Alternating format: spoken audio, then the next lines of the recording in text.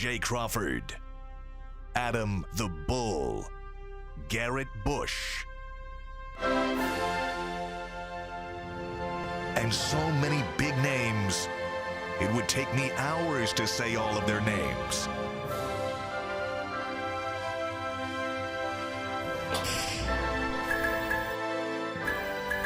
The ultimate Cleveland sports show.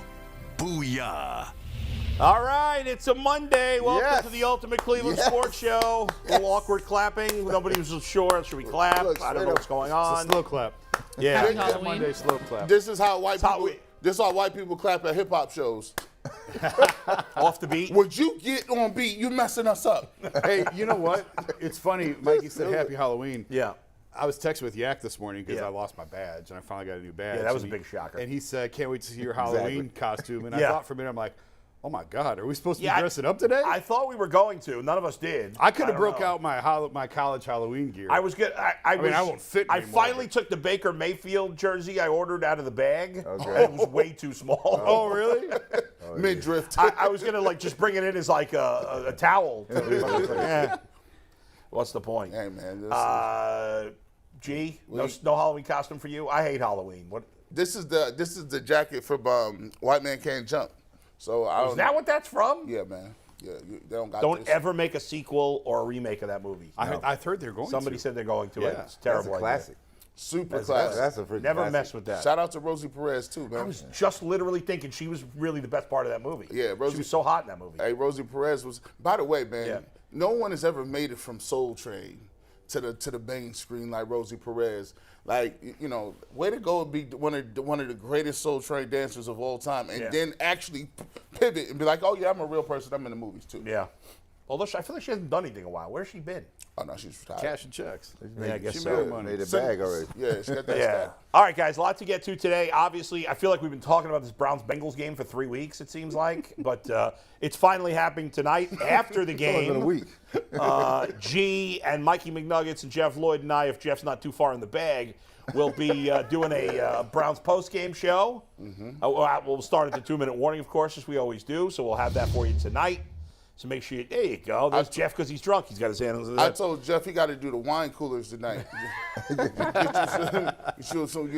you one of them, something that say strawberry passion on it. Yep. That was Mikey McNuggets when he was 13 in that picture also. Bring it down. For some reason, WKYC keeps tagging him with somebody else's Twitter handle. Yeah, they keep calling me Mike Lewis. Yeah, who is Mike Lewis? I don't know. Why can't WKYC This is figure this Not out? sure. They don't even know who I am. I came up here the other day and said, sir, do you have any credentials? I was like, I'm an Ultimate Cleveland Sports Show. They said, sir, please get your hands out of your pockets and show some identification. I said, okay, I'm going to just come back later. Oh, my gosh. All right. In addition to that, we're going to spend a lot of time on the Cavaliers later in the show. And we'll do our headlines today. And we got a big announcement coming about, well, I can't tell you about it now. 12:15-ish, by the way. 12:15-ish. Big announcement. And Tim Couch joins us in about 30 minutes. I said we'll talk a lot about the Cavs later, but we're going to do a few minutes on the Cavs before we get into the Browns here, guys. We were talking about it off the air. Last year they blew a lot of leads and played poorly in the fourth quarter at times. And then we saw that on opening night tonight, right, where they didn't, or this year when they played poorly in the fourth quarter. Now we got a long way to go, and people talking about winning in the playoffs, and people talking about MVPs. This is stupid. We're 6 games into the season. Yeah. However, as you guys just said off the air, this team is must-watch TV right now. They are a lot of fun, and these last 2 games over the weekend, man, did they play great down the stretch in both those games. Well, there's no question. I'll tell you from the beginning. They had a lot of talent last year. What they did not have was a closer. And so now they have got a legitimate bona fide closer who now gives airspace and breath to the other players. So going down the stretch, I don't have to worry about who to go to. They're down 9 in the fourth quarter last night, Bull. And the one who did not panic was Donovan Mitchell. And then that space gives Kevin Love space to do his thing, right? The Cavs are must-see TV, and I would tell you it is catching on across this country. I told G. Bush on Saturday, Barkley's seeing it. Kendrick Perkins seeing it. National writers are seeing it. People who know this game say what's going on in Cleveland is different. Jason? I was just trying to look up how many shots Donovan took last night. 20. 20? Mm-hmm. Not one of them felt forced. out of rhythm, out of the flow of the offense. He is so much better than I thought he was. And like, knew he was good, knew he could score, knew he could fill it up. But it's everything else that he does. It's his awareness. It's his feel for the game. The pass he had to Okoro in traffic last night in I think it was third or fourth quarter. It was one of those zip passes, and Okoro, because he's terrified of the ball, dropped it off to. Is he going to play at all once Garland comes back? Yeah, he will. I mean, he's Miles Straw.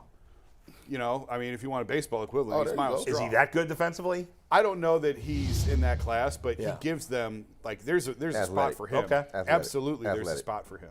But Donovan is just, he's such an all-around better player than I even gave him credit for. We'll see. Everybody seems shocked in Cleveland. Well, I'm not shocked. I told Jason before this. You know, I'm a basketball junkie. I stay up late and watch all this stuff, right? What he's doing now is the same thing he was since Garland went down. It's the same thing he was doing in Utah.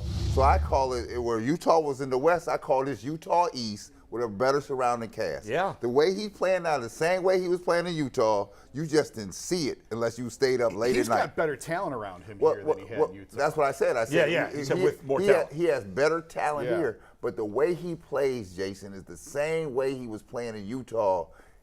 Now it's not. I don't have to count on Rudy Gobert. Right. Kevin Love give me 6-7 threes, right? I said, Karis LeVert can give me a hot 41? day one day. That's who he is. That's who he is. And he's your fifth best player, or so who cares? Maybe your sixth best player behind Kevin Love, right? And here's the thing, guys, and we'll get more details later, but G, how about this, which stat I loved? Over 80% of their field goals had an assist attached to it. That's huge. And by the way, I don't think the Knicks are a terrible team. I don't know what you guys think. That's I not think they're bad. Middle of the, they're mediocre. They're okay. No, they're not. But they're not terrible. They're not, No, I'm not saying they're good either. They're not a playoff team in the East. Probably not. Well, maybe a 9 or 10. No. What impressed me the most? You got to be top 6 to be a playoff team. They're not top 6. Yeah, you're right. No, not top 6. I forgot the 7 and 8. Yeah. What impressed me the most was we talked about possibly needing another shooter, but I mean they're shooting lights out, and I don't know if that's sustainable. Between Donovan Mitchell, he's shooting threes at a higher rate. Kevin Love, obviously, when you look at what he's doing, he's hitting the long ball. He's shooting great. But you also got guys that are traditionally not very good three-point shooters. LeVert hit the open shots against Boston. He had a terrible game this game. But Jetty's been shooting a high percentage. Dean Wade. He played great last night. So, when you talk about this team, if they can shoot that type of percentage and they're doing it, I don't know. You may know, Jason, is this something – is a conscious effort? Because I don't think they were shooting that many threes last year. They took 50 threes last night. Yeah, I know. 50. And I was talking to one of the PR people, and while Kevin was on the podium, they were trying to figure out last time that happened. He said 2016. Yeah, when LeBron was here. And I think it was the Atlanta series, because I remember Budenholzer. I just lost my earpiece. I remember Budenholzer after the game, like almost in tears. I remember that. He was despondent because there was nothing they could do. And this team's built a lot like that. This is how they play down there. They do a jack a lot of threes. Now, this is how they play. But I would just, I'll tell you this. This is what I'm interested in seeing the most is what happens when Garland comes back. Is he playing against the Celtics on Wednesday? Have we know anything about that yet? I don't. It doesn't sound like he's. Because when Garland comes back, I don't need Donovan to do everything that Donovan's doing now. Sure. Right? I need his leadership. At least not every night. I need his go-to down the stretch, right? So there's a pairing here, and I told G. Bush on Saturday on air that it reminds me of Isaiah Thomas and Dumars. Now, Isaiah Thomas on any given night could have given you 35 to 40, right? But when he got with Dumars, you're like, I don't need to give me 35 or 40. Right. It's more about winning. It's when I give you these numbers. Right. Not that I come out and show you every night that I'm this dude from Chicago on the west side that can run you in the ground every night. Let's save the rest of it. We'll get back to this conversation later. One last thing I wanted to hit. Don't start with me, Cleveland. I love this city, but we do this all the time. I already got the first text from someone saying, I'm a little worried about Garland when he comes back. No.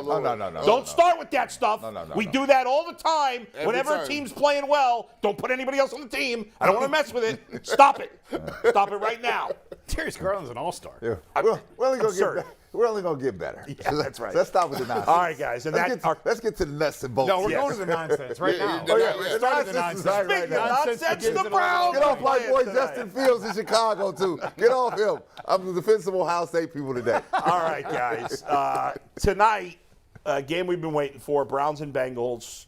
We know that for the Browns, David Njoku will not play. We know Denzel Ward will not play. We know Wyatt Teller will not play. For the Bengals, Jamar Chase will not play. Have we seen any update in the last 15 minutes on JOK? Nothing, but he hasn't practiced all weekend. Yeah. Oh, I would guess, not a based good on sign. that, he's probably Not a good not sign. going to play. Yeah, listen, the Browns defense, as we all know, has been horrendous this season. And now they've lost their best corner and potentially their best linebacker. Now, I know neither of those guys has played that well, but I still think they're their best player. Well, they've already lost their best linebacker in Anthony Walker. Now their second best linebacker. Is the only hope for the defense, G, and I'll start with you, Myles Garrett having one of those all-time games like we saw from, what's his name, at Ohio State? I can't think of his name. JTT, baby, JTT. Oh, my God, what a game that guy had. He made a lot of money. Oh, my God. Made a lot of money. Like, does Myles Garrett, I know it's the NFL, but does Myles Garrett have to have that type of game for the Browns to win tonight?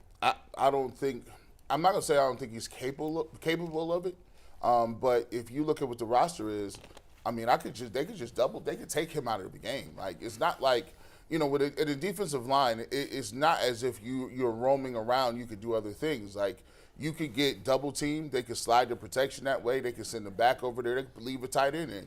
There could be three people that could block you, and they still would not have to worry about anybody in the interior. Now JOK, who's one of your, better blitzing linebackers, he's not in. And then, Anthony Walker is not in the middle. So basically, it's not like he really can take over if he wants. It's just the fact that you can scheme him out of the game. For me, this is a game where the Browns are going to have to do something other teams have done.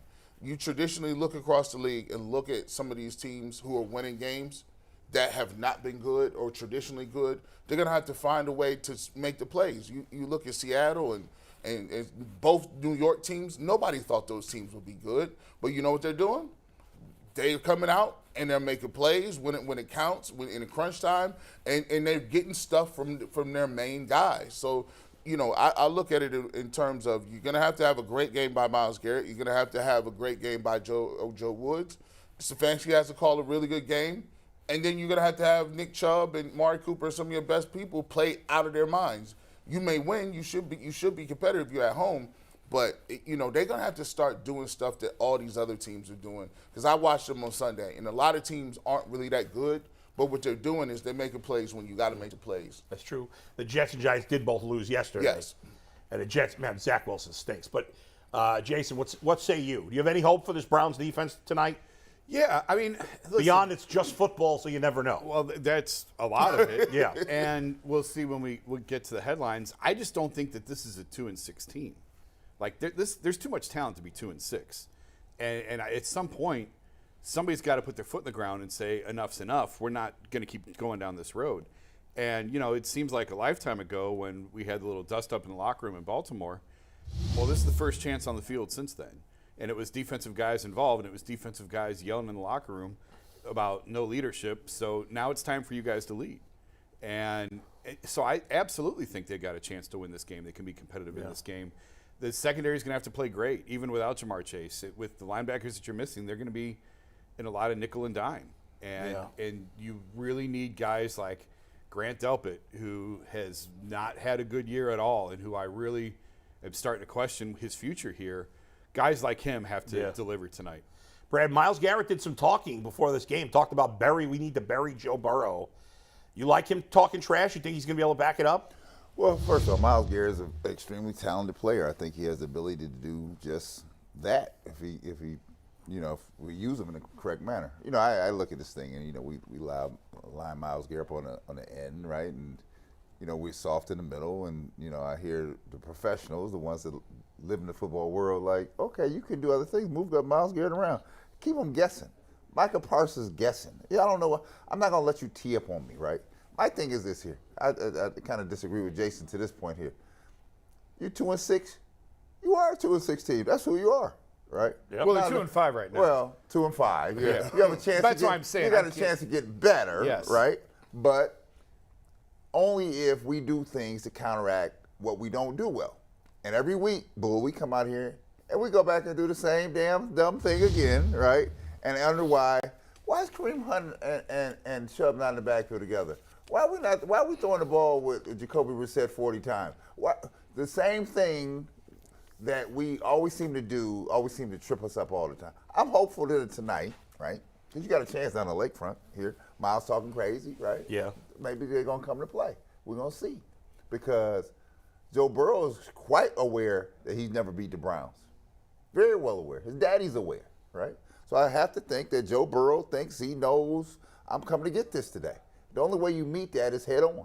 So if I'm going to meet you at the coin flip, midfield, and tell you, come see you in just about 1 minute. Do you think? I don't even think they got that type of mentality. That's the problem. When you just said that, I said that's so out of character.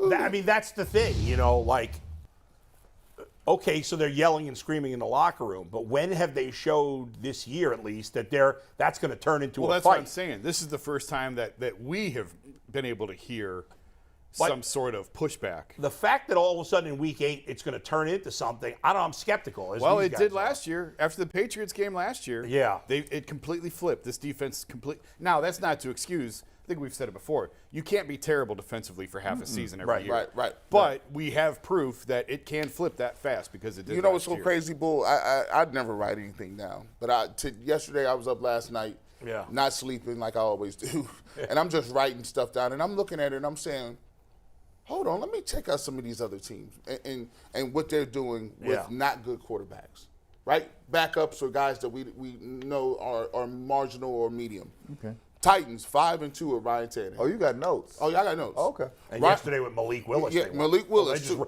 Derrick Henry had like 300 yards. They just put another dude in, right? Jets 5-3 with Zach Wilson and Joe Flacco. Yep. Giants now 6-2 with Daniel Jones. Yep. Jones is getting paid. They're going to pay him. I don't think so. What are you gonna do I with watched him? that whole game yesterday, Jason. I've watched a lot of I don't think Giants Daniel this year. Jones is good. Well, what are He you can gonna run do? the They're winning ball. in He spite of cannot him. throw the ball. Yeah. I mean, I don't want to turn this into a Giants show, but they're going to at least have to franchise tag I him, wouldn't, I think. but we'll see. Well, You're probably right, though. Well, continue on. Seahawks 5-3 with Geno Smith. Yes. Falcons 4-4 with Marcus Mariota. Commanders are 4-4 with Wentz. And Taylor Heineke. And Taylor Heineke. Yeah.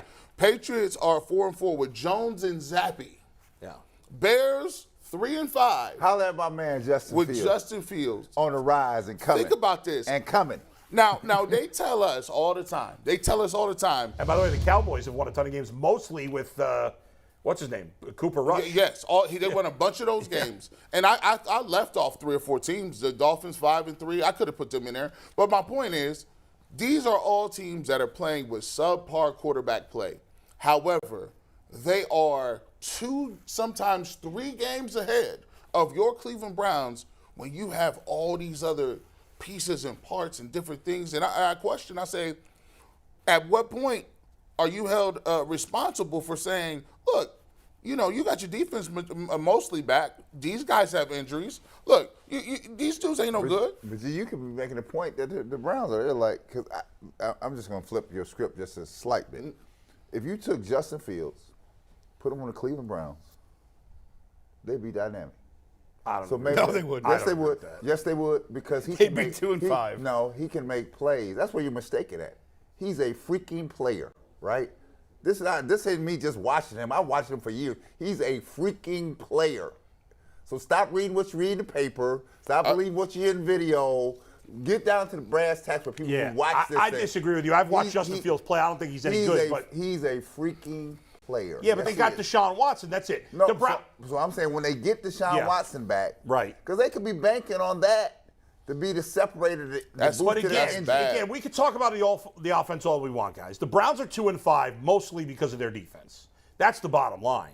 We could say, if Deshaun Watson were here, they'd have a better record because he can overcome more mistakes from the defense than Jacoby Brissett can. But the main reason why the Browns are 2-5 is because their defense is awful. Yeah, but it's awful. Yeah, there's no question about that. But Yeah. I would just tell you that most teams in this league Yeah. are fueled by their offense. Even when on the defensive side, to see that the offensive side making big time plays. That's what gets the place energized, right? But my question, most of those teams are winning because of defense. Even if I took the Bears off here, right? Right. Okay.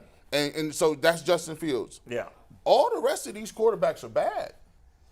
Well, I don't know about Geno Smith, man. Geno's playing very well. He lightened it up. Now, the Seahawks are the ones. The Seahawks are the one team on that list where you can say the quarterback's playing well. Yeah. Geno is. I don't think Geno. I think Geno's kind of mediocre. Your boy Dustin Fox is. Dustin loved him. I give him full credit. The rest of those teams, the Giants, the Jets, I don't know about the Patriots.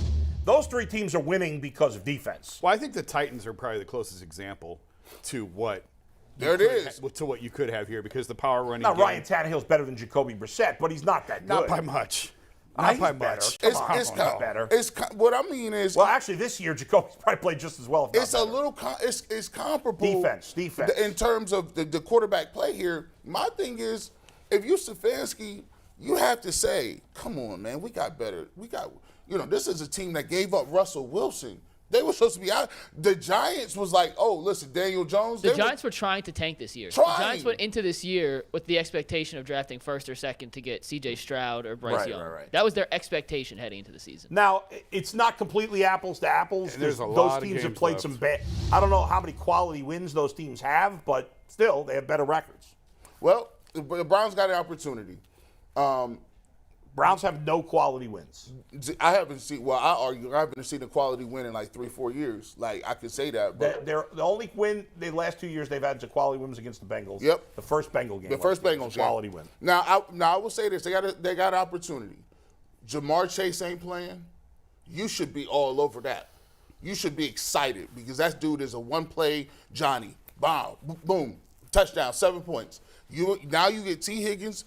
You get Tyler Boyd. You still got Joe Mixon. I'm a little scared that they might just run Mixon, which we can't stop. Don't tell nobody yet. But they got an opportunity. If you can win this game, and I just don't even like saying it, if you can win this game, you now get to, what, 3 and 5. 3 and 5. 3 and 5. You get a bye week. You can figure some stuff out. You come back against the Dolphins. That's in Miami. I'm a little scared of that because they just, all those two receivers, we ain't got nobody to run the passes them. So the bottom line is if you got to get this one first, you can make yourself feel okay going into the bye. Oh, yeah. Well, I think, if the Browns win tonight, we're going to feel different about this team. I still don't think they're going to make the playoffs if they win tonight. No. But at least there's a remote chance if they win this game tonight. And you'll just feel better because then all these teams you're talking about, well, some of them are 3 and 5 and some of them are 4 and 4. I get it. But to do that, the defense is going to have to play better. Jamar Chase is a big loss for the Bengals, but they still have a top 5 quarterback and 2 really good receivers and an excellent running back and a very good, good solid tight end. So obviously they're not as good without Chase, or at least we think they won't be, but they're still good. So it's still going to be a tough challenge for the Browns defense. Remember, we all sat up here and we took the poll. Yeah. What do they have to be when Deshaun Watson gets back? A lot of people either said 5 and 6, 6 and 5, right? Right. So if you beat them, you got what other games after that you got coming up? You're not beating Buffalo. So Buffalo's Miami, out of Buffalo, here. and It's the Tampa. NFL, you still never know. Miami, Buffalo, and Tampa. So you got Miami. Don't even get off the bus in Buffalo. Yeah. I'm with Mikey. Miami, Buffalo, and Tampa. Right. Now, Miami looks really good. I mean, their passing game with these deep balls with Waddle and Miami's a likely loss. Buffalo's an almost definitely loss. Tampa Bay's a toss-up. You could beat Tampa Bay, right? You could beat Tampa Bay. They got to get to 5 wins. I don't see them getting to 5. I think if they win tonight, they got a shot at being 4 and 7, with the absolute best case scenario being 5 and 6, but not likely. There's no way they're getting to 6 and 5. That ain't happening. If they did that, that'd be the greatest upset. They're 6 and 5. Yeah. But if they are 6 and 5, well, then they got a chance to make the playoffs because, frankly, their final 6 games, Are not 4 that of those tough. games are against crappy teams, and you'll have Deshaun Watson. So, And especially the way I give him, we played the Ravens, and the Ravens to me ain't no game busters. The Ravens are average team. Should've won that game. They should have won that game. the only teams that look great right now are Kansas City, Buffalo, and Philadelphia. Philly. Nobody else looks great. There's some other good teams, but those are the only teams that look really, really good. Philadelphia and Buffalo. They just destroyed the Steelers. Hey, Bull. Yeah.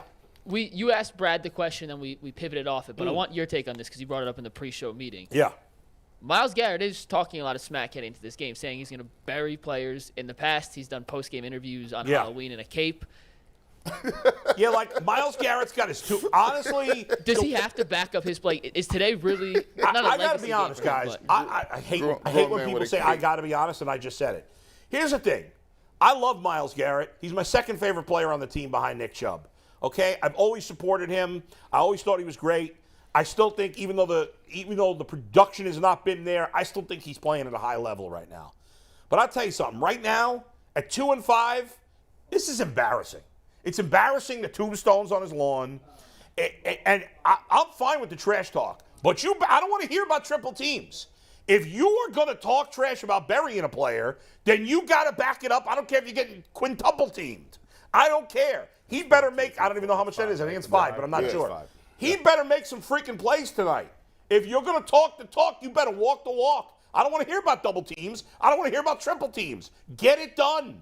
And I also don't want to hear about, Myles is impacting games because 2 guys are blocking him and he's opening. No. How many guys in this league can still wreck a game by getting through double teams? You got it. You're not going to be able to do it as often if you're getting double and triple teamed. I get it. But he's still got to make some plays. Sometimes it's only 1 or 2 plays you have to make. That's right. If you're getting double teamed, let's be clear. If you're getting double teamed, I mean, those significant hurdles. Of course. It is, Brad, but it's not an excuse for no production. How many guys get doubled on? And how many guys get doubled on every single play? See, if you're going to come down on Myles Garrett, come down on the nut running the team. I'm sick of him too, right? I'm sick of him too, right? I'll come in here every week talk about the same stuff. We don't never hold his feet to the fire, ever. Yeah, we do. Ever. No, we does. don't. Yeah, we do. No, we don't. But how are we supposed to hold him to the fire? We want to be. Besides saying fire him, how old? Bull, you from New York. I live in Chicago. They turn the heat up on you anytime they want to. Yes, they do. And Stefanski deserves to have some heat on him. In this town, we don't turn the heat up on nobody. We do. I've been screaming for coaches to be fired for 12 years here. Not real heat. It ain't real heat. But I just don't. We have to literally set him on fire to be. Just set the man on fire. Well, come to Chicago with me. I get you some real heat. I get it. I know some people are going to disagree. I can't blame. To me, Joe Woods is responsible for the defense. Yes. He's the head coach of the defense. Yes. That's the way it works in this NFL. Is you have a coach who runs his side of the ball. That's what 95% of the NFL coaches do. What was his boy supposed to do? Because he's not running his side of the ball. Because the defense is garbage. We're not getting better. We're getting worse. We are. You know what? I've been trying to get Joe Woods out of here since 2019. Ironically, that might have been a year he got here. I'm a little early to the party. They're like, G. Bush, you an hour early. So what? I got my outfit on. Leave me alone. I wanted him up out of here then. I was mad back then. But I'll play devil's advocate. Play it. I mean, Andrew Berry, man, he out of anybody, he gets the biggest passes to me. Like, he does get a big pass. Don't nobody even mention his name. For you to come into a season with these levels of defensive tackles and linebackers, that means you watched Phillips practice and play for a year. You thought that was it? You seen Jordan Elliott for 3 years. You thought he was a Tommy Togiai. Like, these guys, and then you got to get to this. You said Grant Delpit, to me, is if you go into next year, he's looking so. You need somebody to replace him. To me, John Johnson. I got to replace him too. You might have the worst safety. The secondary. We thought the secondary was locked down. Yep. Not only are they not locked down, they don't even do anything really well. They don't communicate. They don't tackle. They got those checks locked down. Yeah, they got them. They got the bag locked up. But they not jumping on routes. They not dislodging the football. They ain't laying no wood on nobody. They not knocking the ball. They not even getting people lined up straight. I don't know what y'all do. The Browns are not talented enough at safety. I think we're learning that. But they're not talented enough at defensive tackle. They have no talent at defensive tackle. Linebacker. To me, at linebacker, and definitely at corner, it's more about coaching than it is about talent, I think. I think a good defensive coordinator can find a way to use JOK, and we haven't been able to do it. Here's the thing. I agree with everything you said. But let's also acknowledge they were better at Baltimore defensively. They came up with the turnover late in the game. They got the ball back. Yeah. They showed signs of improvement. So on a scale of 1 to 10, when you say improvement, that's so ambiguous. Well, they kept Lamar Jackson in check. Are we coming from a 2 to a 3? Well, yeah, that's what I'm saying. 4 to a 5. I mean, they're not going to go from a 2 to a 10 overnight. A 4 to a 7. But they're not going to go from a 2 to 10 overnight. What we saw last year was after the Patriots game, after they completely fell apart. they got better every week. By the end of the year, they were a pretty good defense. Yeah. Last week showed me sort of what we were expecting to see all year long. They have to get better. But the Ravens are a team that can't really throw the ball. And the Ravens, before the turnover, it was 1st and 10, 2nd and 6, 3rd and 2. 1st and 10, 2nd and 6, 3rd and 2. Right. So they were still moving down the field. But you have to give them credit for getting the stop and getting the turnover. Okay, yes. So they showed signs last week. Let's see if tonight if they can build off that. That's all. All right, Mikey, we got Tim Couch with us. We do. Tim is back. Tim hopefully is feeling a little better after his epidural last week. So, Tim, thanks again for joining us, as you do on every Monday. Oh, man. How you feeling, man? I'm feeling good, man. Yeah, the epidural went well. Back's feeling a little better, so moving around a little less pain. Look so what it's always Cleveland good. did to you. Tim. Look what Cleveland did to you, man. Hey, I'm feeling it Tim, now, tell man. Mikey McNuggets stay out the HIPAA laws. Leave your medical records alone. We don't need the HIPAA laws. Hey, Tim. Well, real for the record, Tim texted me last week and said, "Hey, I had an epidural. I can't." That doesn't mean you got to announce it to everybody. Hey, well, I give you credit, Tim. I get an epidural in my back, and I get this procedure on my neck, something similar to that every year. And I be going in there, I be trying to tell myself I don't be needing it until your back tells you, hey, you know what time of year it is. You might want to get up in here and go Absolutely, ahead. man. Yeah, for sure. I had a fusion back surgery a couple years ago. What? So that, I had fusion. I got L3, L4, L5 fused together. Man, I couldn't even walk for like 6 months. So yeah, man, like I was down for a while. Now I got a L5 S1, I guess, is flared up. So That L5 S1 is the same one I got. They tried to give me the fusion. I told them I couldn't do it. I told them I couldn't do it yet.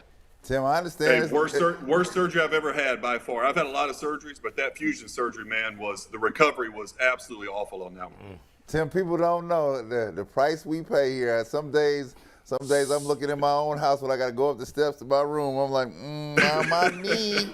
I don't know if I can get up Got to here. get a bed on the first floor. Hey, y'all better not do it. Y'all too young for the bedroom on the first floor. That's for in-laws. That's the in-law. Tim, you got that bed on the first floor yet or no? No, I'm on the second level, unfortunately, Okay. man. I got to go up those stairs. I feel it every morning, though, coming downstairs. Tim, get I'm some looking coffee at or it, something. baby. I'm like, I don't know. That's tough. I was joking, but I'm really not joking. Did Cleveland do that to you? Was that the beating you took those 3-4 years? I mean, I would think so. You know, I took a lot of hits over the years. You know, you really don't feel it, I guess. You know, I mean, I had some surgeries and stuff during the time. I think it just kind of adds up over the years. And, you know, just all the throwing too, all the twisting and turning on my back and the hits. And then, you know, you throw in weightlifting and golf on top of that. So everything I've done my whole life has just kind of put a lot of pressure on my back. So it's finally starting to catch up with me a little. Tim, we've talked so much, and it's just the way it is. Anybody talks about football, we spend most of our time talking offense. And but I think in the end, you know, for all the criticism, I think somewhat unfairly, some of these guys would disagree, for the play calling, for all the talk about Jacoby Brissett, who's been probably better than we expected overall. The Browns are, if the Browns defense had been as good as we thought it would be this year, they probably are at least 4-3, if not 5-2 right now. I think the defense is mostly to blame for them being 2-5. Is that fair, unfair? What do you think? I would 100% agree with that. You know, I think Jacoby Brissett has played winning football. You know, I think he's far exceeded what I thought he was going to look like going into this season. You know, I think he's played really well, especially early on in games, you know, when he's gotten situations where they've really needed him to go make plays and go make game-winning drives. That's not who he is. Of course, you know, he's going to struggle in those situations, but I think he's really done a good job of managing the football games early on, taking care of the football, getting the team in and out of the right plays. It looks like he's going to the right spot with the ball, getting it out quickly on time. So I think he's played winning football. The defense has certainly let him down. You know, obviously we can go to a couple games and say they flat out lost the game for the Browns. So you know, but I think offensively they've done okay without their starting quarterback. They've done about all they can do. Nick Chubb I guess he's leading the league in rushing right now. I assume he still is. You know, so they've done some really good things on that side of the ball. But defensively, it's been breakdowns. It's been lack of communication, giving up big plays in untimely situations. So yeah, I would certainly agree with that. So Tim, you live down there in Kentucky, so I know you get that bingo beat all the time. What you think about tonight's game? Bengals, and the Bengals been playing better football as of late. Yeah. But Browns seem to have their numbers some days, right? But you know Yeah, what's going on up here. been all over him. So, Burrow struggled a little bit against the Browns. But Burrow's playing really good football right now, man. Over the last 4 or 5 weeks, I know he's really hot right now. Those receivers are playing really well. I know Jamar Chase is going to be out tonight, but he's still got a lot of other weapons to get the ball to. But I'm a huge Joe Burrow fan. I really believe in that guy. I think he's one of the best players in the entire NFL, and I think it's going to be a struggle for the Browns tonight. I know they're a little banged up in their secondary, so Burrow can the way he's playing right now, it's going to be a tough matchup for them. And Brissett's going to have to play a great game. He's going to have to come out and put some points on the board, because I think that Burrow's going to light up the scoreboard a little bit. So, Brissett's going to have to come out and match that. A big matchup obviously is the Bengals O-line versus the Browns D-line. We know the Browns defensive tackles have been awful. We know they got great ends. As for the Bengals offensive line, it was a disaster last year. They have 4 new starters. They gave up a ton of sacks the first 2 weeks, but as they've won 4 out of 5, their offensive line has played better. It's not great, and they haven't run the ball really that well. They did last week, but they didn't use it much. What do you think of that matchup in the trenches with 2 units that have not been great? Yeah, I think that's where the game is going to come down to, that right there in that matchup. And, Myles Garrett has had a lot of success against Joe Burrow over the last couple of years, getting a lot of pressure, getting a lot of sacks. So they're going to have to find a way to block Myles. I think what Joe's been doing over the last few weeks, from what I've seen, is he's really starting to get rid of the football a lot quicker. He's not holding the ball, which is helping out his offensive line. I think he's getting through his reads a little quicker and understanding he doesn't have that much time. So he's getting to his second and third read a lot quicker. So, if he holds the ball against the Browns, obviously it's going to be a huge test for that offensive line to block Garrett and those guys out on the edge. So it's going to be something fun to watch within the game tonight for sure. Tim, Jay and Bull came to blows earlier this week over Nick Chubb's usage and the amount of carries he's getting. And then Sunday, you see Titans running back Derrick Henry. Thank you. Derrick Henry carried 32 times. He's had 62 carries in the last 2 weeks. As a quarterback, where do you fall on this? It's obvious there are 2 teams that are kind of built the same to me, the Browns and the Titans. And you have one organization that's just going to run their running back until the wheels fall off and go find another one. And you have another organization who very clearly is trying to play the long game. Where do you fall in this? Who's right and who's wrong? I would probably lean towards more you do whatever you need to do to win the game. I think you do want to keep Chubb keep the hits off of him as much as you can. But when you're in a game and you're not able to throw the football and Nick Chubb is hot and he's running the ball down their throat, averaging 5, 6, 7 yards a carry, I keep giving it to that dude as much as possible. He's built for this. You see him in the offseason with these weightlifting videos and he's squatting 700 pounds and the daggone bar's bent in half. Like, this dude's a tank, man. He can take this type of punishment just like Derrick Henry can as well. So I think Nick Chubb wants the ball more. I think he would gladly accept 25 carries, 30 carries in some games. Other games, it's not going to be that way. He can keep his pitch count down a little bit. But when you're in a game, like I said, where, he's hot and the offensive line's playing well, they're moving people up front, I would give it to that dude as many times as possible throughout a game. Speaking of that, I got a little conspiracy theory, Tim. Let's see if you vibe with this. I want to say, how many games out from Deshaun Watson coming? Maybe 4. 4 games. 4 games until he comes back. My conspiracy theory is because I was hot as the rest of them. Like, why ain't Nick Chubb getting the ball? I think what he's doing is he's been implementing things on the run. He could hand the ball off to Nick Chubb every play. He could probably hand the ball off to Kareem Hunt and Nick Chubb, both of them every play. But I truly believe that what he's doing is he's setting up and working on his offense with Deshaun Watson while Jacoby Brissett is there. He needs his receivers to be able to still catch the ball. If they ran the ball every single play, there would be no film work. I couldn't coach you up on some of the different things that we want to talk about or do when Deshaun Watson is here. Do you think that he could be running the ball? He could be doing those things. However, he wants his team to be somewhat ready to come back into the game and say, all right, well, we've done some of this stuff during the year. It's not a huge shock. The only difference is the quarterback. Yeah, I think there's some of that. I think it's just a matter of probably wanting to be a little more balanced. I think he believes in his wide receiver group. I think he believes in Amari Cooper and Peoples-Jones. And I'll tell you what, Njoku has played unbelievable football this year. I know we all talked about when the Browns gave him that big contract in the offseason. We're all kind of like shaking our head like, why are they paying this guy like this? But I think he's kind of really lived up to that. He's looked really, really impressive to me so far. I know he's injured right now, but he's looked really good. So, I think he wants to spread the football around and just stay somewhat balanced and just kind of keep the defenses guessing a little bit. But there probably is some of that too. He's looking forward to the future, what it's going to look like with Deshaun Watson when he comes back to the lineup. But just trying to get the ball in the hands of the playmakers as much as possible, spread it around, and trying to stay a little balanced, I think is ultimately what he's trying to do. So Tim, I'm going to get back to something you said earlier, right? If you had to run Nick Chubb 25, 30 times on some occasions just to win in that moment. You got two different professional coaching philosophies. Those that are always trying to build for something, and some to just take what they have and say, how do I get out this 48-minute basketball game or 60-minute football game? And myself, I think we're at that latter stage. What do I need to do to win this game today? Let me show you how good a coach I am. How do I win this game today? If it requires me to use my best piece more to try to do that, why do you think it is coaches in this league refrain from playing it that way? Just taking the win. I don't know. That's a good question. I'm with you, Brad. I think, you go into these games and, maybe you do have a certain type of game plan going in, but once you get in the game and you start filling it out and seeing how they're trying to defend you and play you, well, maybe, what you had planned isn't actually going to work in this game. You got to switch things up, and you do need to give the ball to your playmaker 25, 30 times. I mean, when Michael Jordan was hot, they didn't say, Mike, stop shooting the ball, right? If you can score 50 tonight, go score 50. Right? I mean, that's just the way it is. So, I've always been, let's just play to win the game. What do we need to do? If I got to throw it 50 times, then I need to be ready to throw it 50 times. If Nick Chubb needs to run it 30 times, then Nick needs to be able to go 30 times and run the ball. So whatever's working, whatever's hot, whatever is working that particular day, I think you ride it out and you try to get a win out of it. A couple of big, we've talked a lot about the injuries on defense. Obviously, Denzel Ward's not playing, and JOK may not play tonight.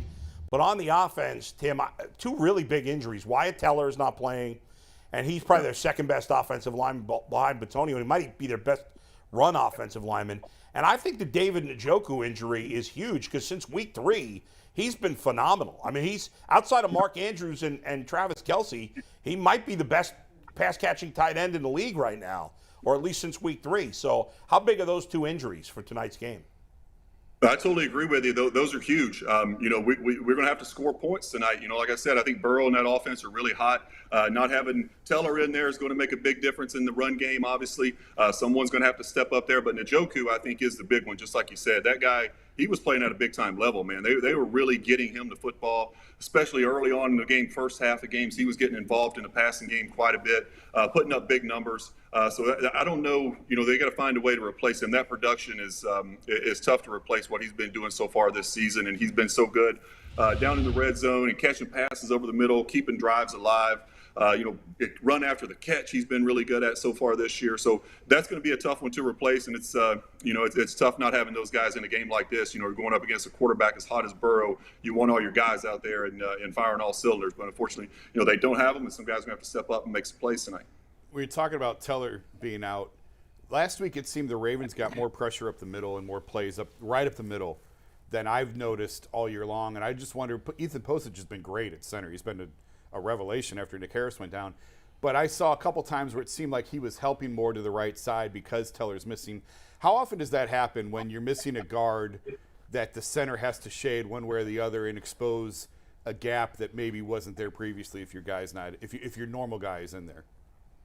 Yeah, I think it goes that way quite a bit. When you have a guy go down, they're going to tend to go help him out a little bit. A guy who hasn't played much this year or at all, doesn't have a whole lot of experience, and they're going to make sure they're on the same page with him. Hey, I'm going to help you whenever I can. If I don't have somebody lined up right over me, then I'm going to slide your way, give you a little bit of help. You don't want to expose that guy, and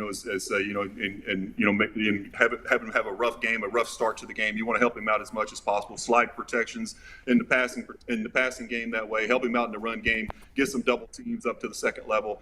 So I think there's certainly a lot of that goes on, and it'll have to happen again tonight as well. Last thing, Tim, before I let you go, if I would have told you 14 months ago that not only would Baker Mayfield not be on the Browns, he would be on the Carolina Panthers, and he'd be benched for P.J. Walker, an undrafted free agent. How stunned would you have been? Pretty stunned, actually. I really thought Baker was going to have a good season once he got healthy. I'm not a huge believer in Baker, but I do think he's a pretty good football player when healthy. But this year watching him play, he struggled, man. He was. I know he doesn't have a whole lot of talent in Carolina. He's had way less talent there than he had in Cleveland around him. But he really wasn't playing that well. He wasn't very accurate with the football from what I saw. He was kind of throwing it all over the place. He held on to the ball too long.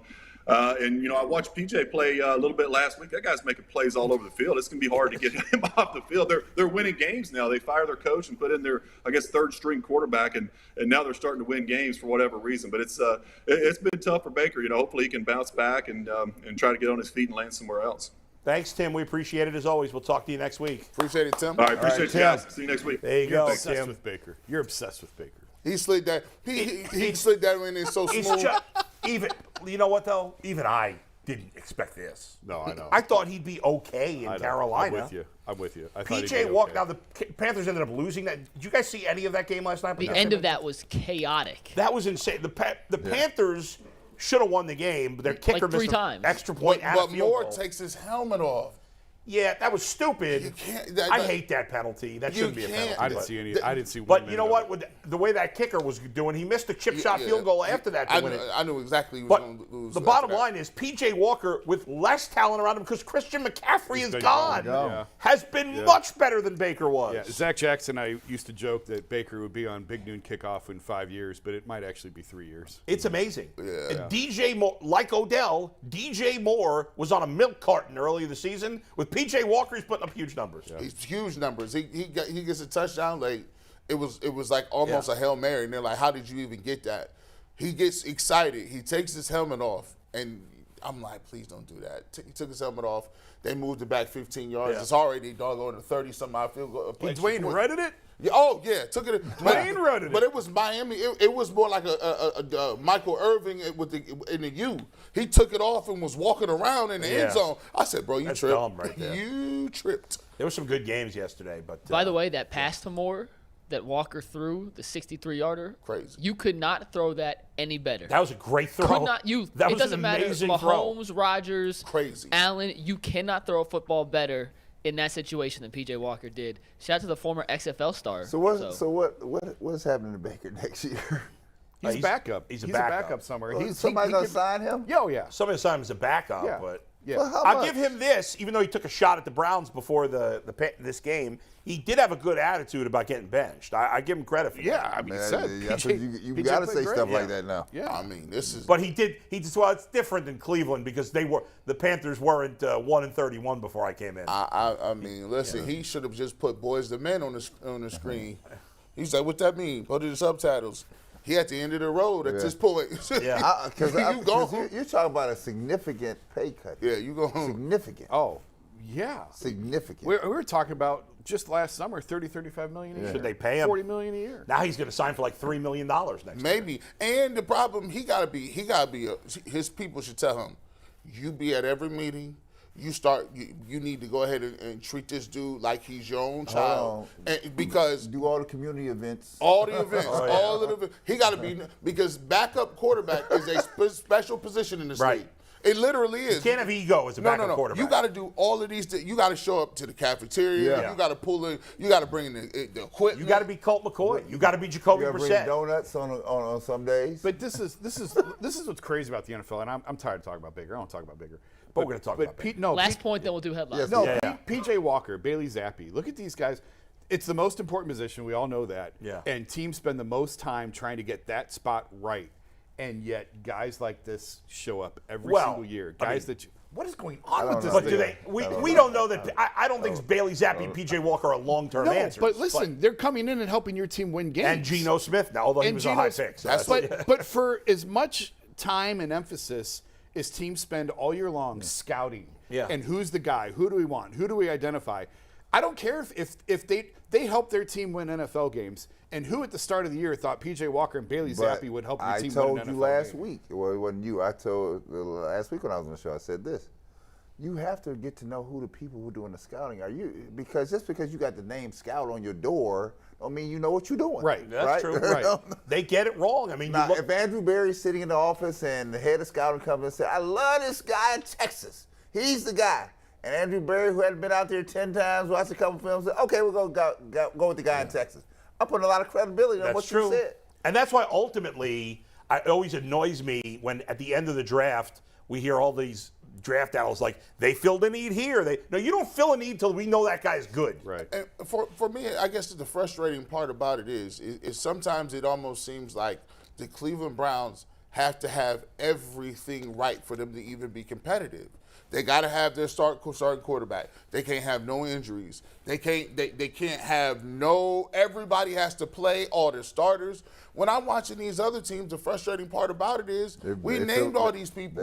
They're coming in, filling in. Why is that? I just, and I'm not saying I know, but why is it that your team has to have all the things fall where they go for them to even be 8-9 wins? I mean, there's other teams. Yeah, it seems like the Browns are always one of those teams.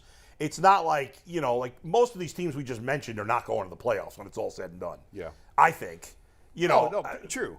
Patriots probably aren't. The good teams have depth. That's what the Browns' problem is. We have no depth because when the real trick in winning any professional team in any professional sports is your subsequent talent under your top-tier people. That means when people go down, people can step in. And this might be a person out of Central Arkansas you never heard of, or Libertyville, someplace you never heard of. Because there are people down in the weeds that find these people, and they show up on people's rosters. And they be like, man, that depth is very important. It's an underrated. Good.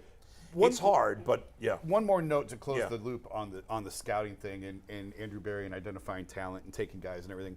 I'll go back to the NBA on this. I don't know. I want to learn more about how NFL front offices work because I don't know the answer to this. But like when Anthony Bennett was drafted by the Cavs, obviously a horrible pick at number one. He was a bust, one of probably the worst number one overall pick in the history of the NBA. Right. The guy who made the pick didn't want him. David Griffin, who was obviously the Cavs GM later, was not the GM at the time. Chris Grant was the GM at the time. Griff told me for the book that I wrote, the vote was 9-1 to take Anthony Bennett. The one dude who didn't want to take him was Chris Grant, the guy who got fired for taking him. So how does it work? Who did he want, by the way? It wasn't any better. He wanted Ben McLemore. That whole draft was pretty awful. It was bad. It's not like Chris wanted Giannis. He wanted Ben McLemore, so they were screwed either way. How did they not know Giannis was going to? 12 teams passed on Giannis. But just like in NFL scouting, is Barry taking guys he's not sold on, but the rest of the department is? So you take that guy? It's a group think. That's what it is. But it goes down to the level of the person that is doing the scouting. Did you know Jerry Krause, the architect of the Bulls, although as much maligned as he is, do you know he was a baseball scout? Yeah. That's what he was. Right. That's right. Yeah. When he took over the Bulls, he was just a baseball guy that he brought in from the Sox. Right? But he knew how to get in the weeds. The people he surrounded him on the scouting, they were weed people. They were down in places you never heard of. When they pulled Scottie Pippen down, they were like, who? Yeah. People in Chicago like, who? Who is this dude? Yeah. Right? And it's those type of people that help you win. I'm not convinced here in Cleveland we have that, right? We go for the top tier, high level name guy. I got this guy. Okay, on your team, you better hope those guys work out. It's like Delpit. Delpit at LSU was lights out. In the pros, that has not translated to. And I don't know if it's because he's here in Cleveland under Joe Woods. Or it's a system or a scheme. Or what. And in fairness, last thing, in fairness, we killed the Browns for years for trying to find that guy. I was just about to say. Right. Yeah. And not drafting big guys. And not drafting the LSU guys. Yeah, and Ohio State guys. And the Alabama guys. And now they're taking the LSU We're always unhappy when it's not going well. Last thing, promise the last thing. Yesterday, the 49ers, Fifth last thing. Kyle Shanahan tried a trick play, right? They pitched the ball to McCaffrey, and McCaffrey threw it to Brandon Ayuk for a touchdown. Yeah, right. I don't know if any of you guys saw this. Yes, I did. And everybody was going nuts. What a genius Shanahan. If Stefanski does the same thing and it doesn't work, he's killed. Everybody's like, what is he doing? Why is he trying trick Why plays? is Nick Chubb throwing the ball? Yeah, exactly. Let him run the ball. You know that. All right, Mikey McNuggets, let's get the headlines. It is headlines. If that play didn't work, I think people would have crucified No, they wouldn't. Shanahan too, yeah. No, because in fairness, he's had more success. Shanahan's got more credibility. Yes. He's had Still, more success. It would have been a bad play call if it doesn't work. It's genius if it works. Anytime a team tries a trick play, their fans criticize when it doesn't work. Agreed. All right, it's time for headlines. Brad, you are up first. We had some good ones this week. Let's take Brad's full here. 99 Steve with our first headline. Brad, you want to read it? So the Browns tranquilize. You get that? Tranquilize the Bengals on the lake. It's good. It's That's nice, right? Nice piece, right? Down in the zoo, we're going to tranquilize and put them to sleep, right? Burrow tamed again by the Browns. Burrow tamed by the Browns again. I'm here. I don't know what the hell's going to happen. Yeah. I'm just a hopeful guy. Just be hopeful. I just want something positive to happen. He done went to the hopeful card. That's how far we're from. Plus, a friend of mine has been pounding me with this Bengals stuff for about a week now. Oh, he's a Bengals fan, No, buddy? she's a Bengals fan. Is, yeah. Been pounding me about a week about these Bengals. That's bad. All right. Jason? Am I Apparently up? you had a funny one. Jason, you are up. Yeah, this is good work. Let's take it. Browns pull out their Chubb, baby. Going to jail afterwards, but Browns are pulling out their Chubb. Oh, that's funny. Chubb rushes for 2 touchdowns, an upset win. Listen, I said earlier, I don't think this is a 2-6 team. They have too much talent to be 2-6. Therefore, I don't think they will be 2-6. They're playing at home on Monday night. The crowd should be juiced. The players should be juiced. They did play better in Baltimore last week. They did. They should have won that game. We could say that about 3 or 4 of their losses, I know. But you started to see glimmers of hope, at least I did, on the defensive side. Like I said, they kept Lamar Jackson in check. I know he's been rough the last few weeks, but they kept Lamar in check. They got the key turnover at the end of the game when they needed it. They started to make winning plays. Until this might be the last time that I bet on them, but I just think that they are not a 2-6 team. I didn't think they were a playoff team. I don't think they're as bad as 2-6. I think they figure out a way to win tonight. My voice says they're not a 2-6. I like when you say that. Are the Lakers a 1-5 team? Yes. Well, I mean, yes, Okay. of course. Lakers finally won, huh? You are what your record is. Okay. I totally agree. I'm just saying, But they're not 2-6 2-6. yet. They're 2-5. All right. That's why I'm saying there's too much talent for this to be a 2-6 team. I think they're 3-5. I'm with you. I at the end want of the them to night. win. But Nick Be Chubb scores clear. 2 touchdowns on 15 carries. How's that? Stop, Jason. Before we But get if they win, nobody will complain If about they it. win, nobody will complain. Before we get to G. Bush's headline, I will say Jason has been probably the most realistic person on the show in terms of feel for the game, whether he liked the Browns or didn't like the Browns. So it is, I think, encouraging to see him go pro-Browns because he has been very – That's how desperate we are that we got to go with. Jason's been the most realistic. No, not so realistic. that means they're Not- probably hold going on, to not- win. Not necessarily realistic, but he's had a really good pulse. He's like, I don't have a great You have a feeling good about pulse? this game. He picked Atlanta. How's your pulse? I did pick Atlanta. You did? I picked the Chargers when y'all picked – or I picked the Browns to beat the Chargers. But they didn't. And they didn't. But they played better than all y'all thought they would. But I picked them to beat the Chargers, too. I you actually did? did pick them to win that Oh, game. I didn't know that. Bull did. Now, I done picked him to lose like 5 weeks in a row, and they have. You've been right. So, I think G's been the most realistic. And G is also picking him to lose this week. Let's take his headline. Of course. Got him. Of course. No creative title needed. Anthony, take this week off. You ain't got to do no graphics for this one. Browns are bad. Lose to the Bengals on Monday Night Football. That's it. No score, no pen, no pad, no crayon. It is what it is. Do I need to get some wings tonight? Can I get some wings? There's some landscape. Turn the lights on. Nighttime. Put on my Christmas lights. There you go. Put your Christmas lights And you up know tonight. the crazy part about it? That those are all. Shout out to my man Goods. Shout out to Goods Animal. OG said, "Hey man, I'm gonna do some landscaping. I'm gonna go get some food. Let me order some wings. These is all the things that I think about when the Browns is playing." He ain't listening to none of it. He like, that's how y'all about to y'all get smoked like that weekly. By the fourth quarter, you just start thinking about your to-do list. Like I might as well go turn it in. You know, like I could beat the 11 o'clock news. Right. I ain't got nothing for them. I just don't have anything. Bull? By the way, before you put up my headline, a couple of quick food shout-outs. Number one, speaking of wings, believe it or not, this is stunning, but the best wings I've had in forever were from a supermarket recently. Where? They made Dave's? them. Dave's. No, not Dave's, which everybody says is great. There's a place called Lake Road Market in Rocky River where I go to get my Boar's Head cold cuts because it's the only place around here that has Boar's Head cold cuts, which are the best cold cuts. But they make some of their own food, like at the deli counter too. Not a ton of things, but they have a few things. And they had some chicken wings that looked really good. They were barbecue chicken wings, and they were outstanding. Oh, wow. Stunning, right? Hey, no, it's always. I love to find little finds like that. By the way, that's the best places to get it. I'll give you another good supermarket food. Giant Eagle has good fried chicken. What you mean? Giant Eagle, listen, first of all. They do, you're right. Y'all need to Right? sponsor me. Giant Eagle, I'm in there 3 times a week. Yes, your boy. And by the way, stop being, and guys, don't get out of your feelings, bro. It is not It is not racial things when you say black people eat chicken. We do. We eat Well, I eat so do we. chicken, too. And a lot of it. fried chicken. Everybody like chicken. Why would you get mad at that? I eat that. Listen, these dudes at Giant Eagle, you go in there and get you that little, I think it's like an 8-piece in the little snack joint. Yeah. And keep it in the warmer. Yeah. If you can get home and don't get stopped by 2 lights, by the time you get to the house, it's nice and still warm. Woo, Let me tell you something. We're going to talk fried chicken. Yeah. The best fried chicken is at a pizza place. How about that? Antonio's. Shut up. How you know about that? Oh. As you can see. Where's Antonio? Where's Antonio's? Where's that? They got them. Just look it up. Look it up. everywhere. Google it. Everywhere. Antonio's Pizza has the best fried chicken around. I had- promise It's you. I promise you. jumping. One last thing. There's an Antonio's box in my oven at home right now on the range. They had it last night. I One went last home. food thing. Shout out to my favorite breakfast joint in all of Cleveland, all of Northeast Ohio, the Sleepy Rooster. That's your spot. Chagrin Falls, right? Nah, Is technically it's in South Russell. South Russell. Yeah, That's his technically spot. it's in Why South are Russell. you driving from Rocky Because River to the east side? Sometimes Because it's I that appreciate good food. Sometimes it's that good. I appreciate good food. And yesterday, I decided for the first time when I was there, because we went for breakfast late, and I was like, I'm Yeah, gonna it try takes you an some- hour to get there. No, it takes me 37 minutes. That's Very too easy. far. That's too far for you. I know.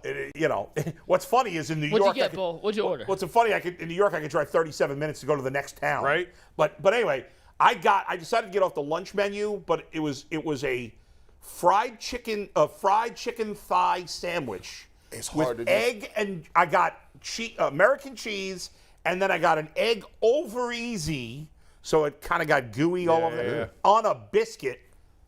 Unbelievable! It is unbelievable. The only place I've ever had better fried chicken than that. Larders?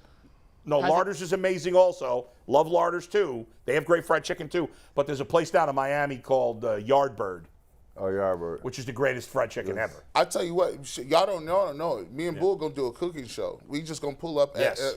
They don't know it. Steve holler at us. We gonna holler at you. We gonna do it up.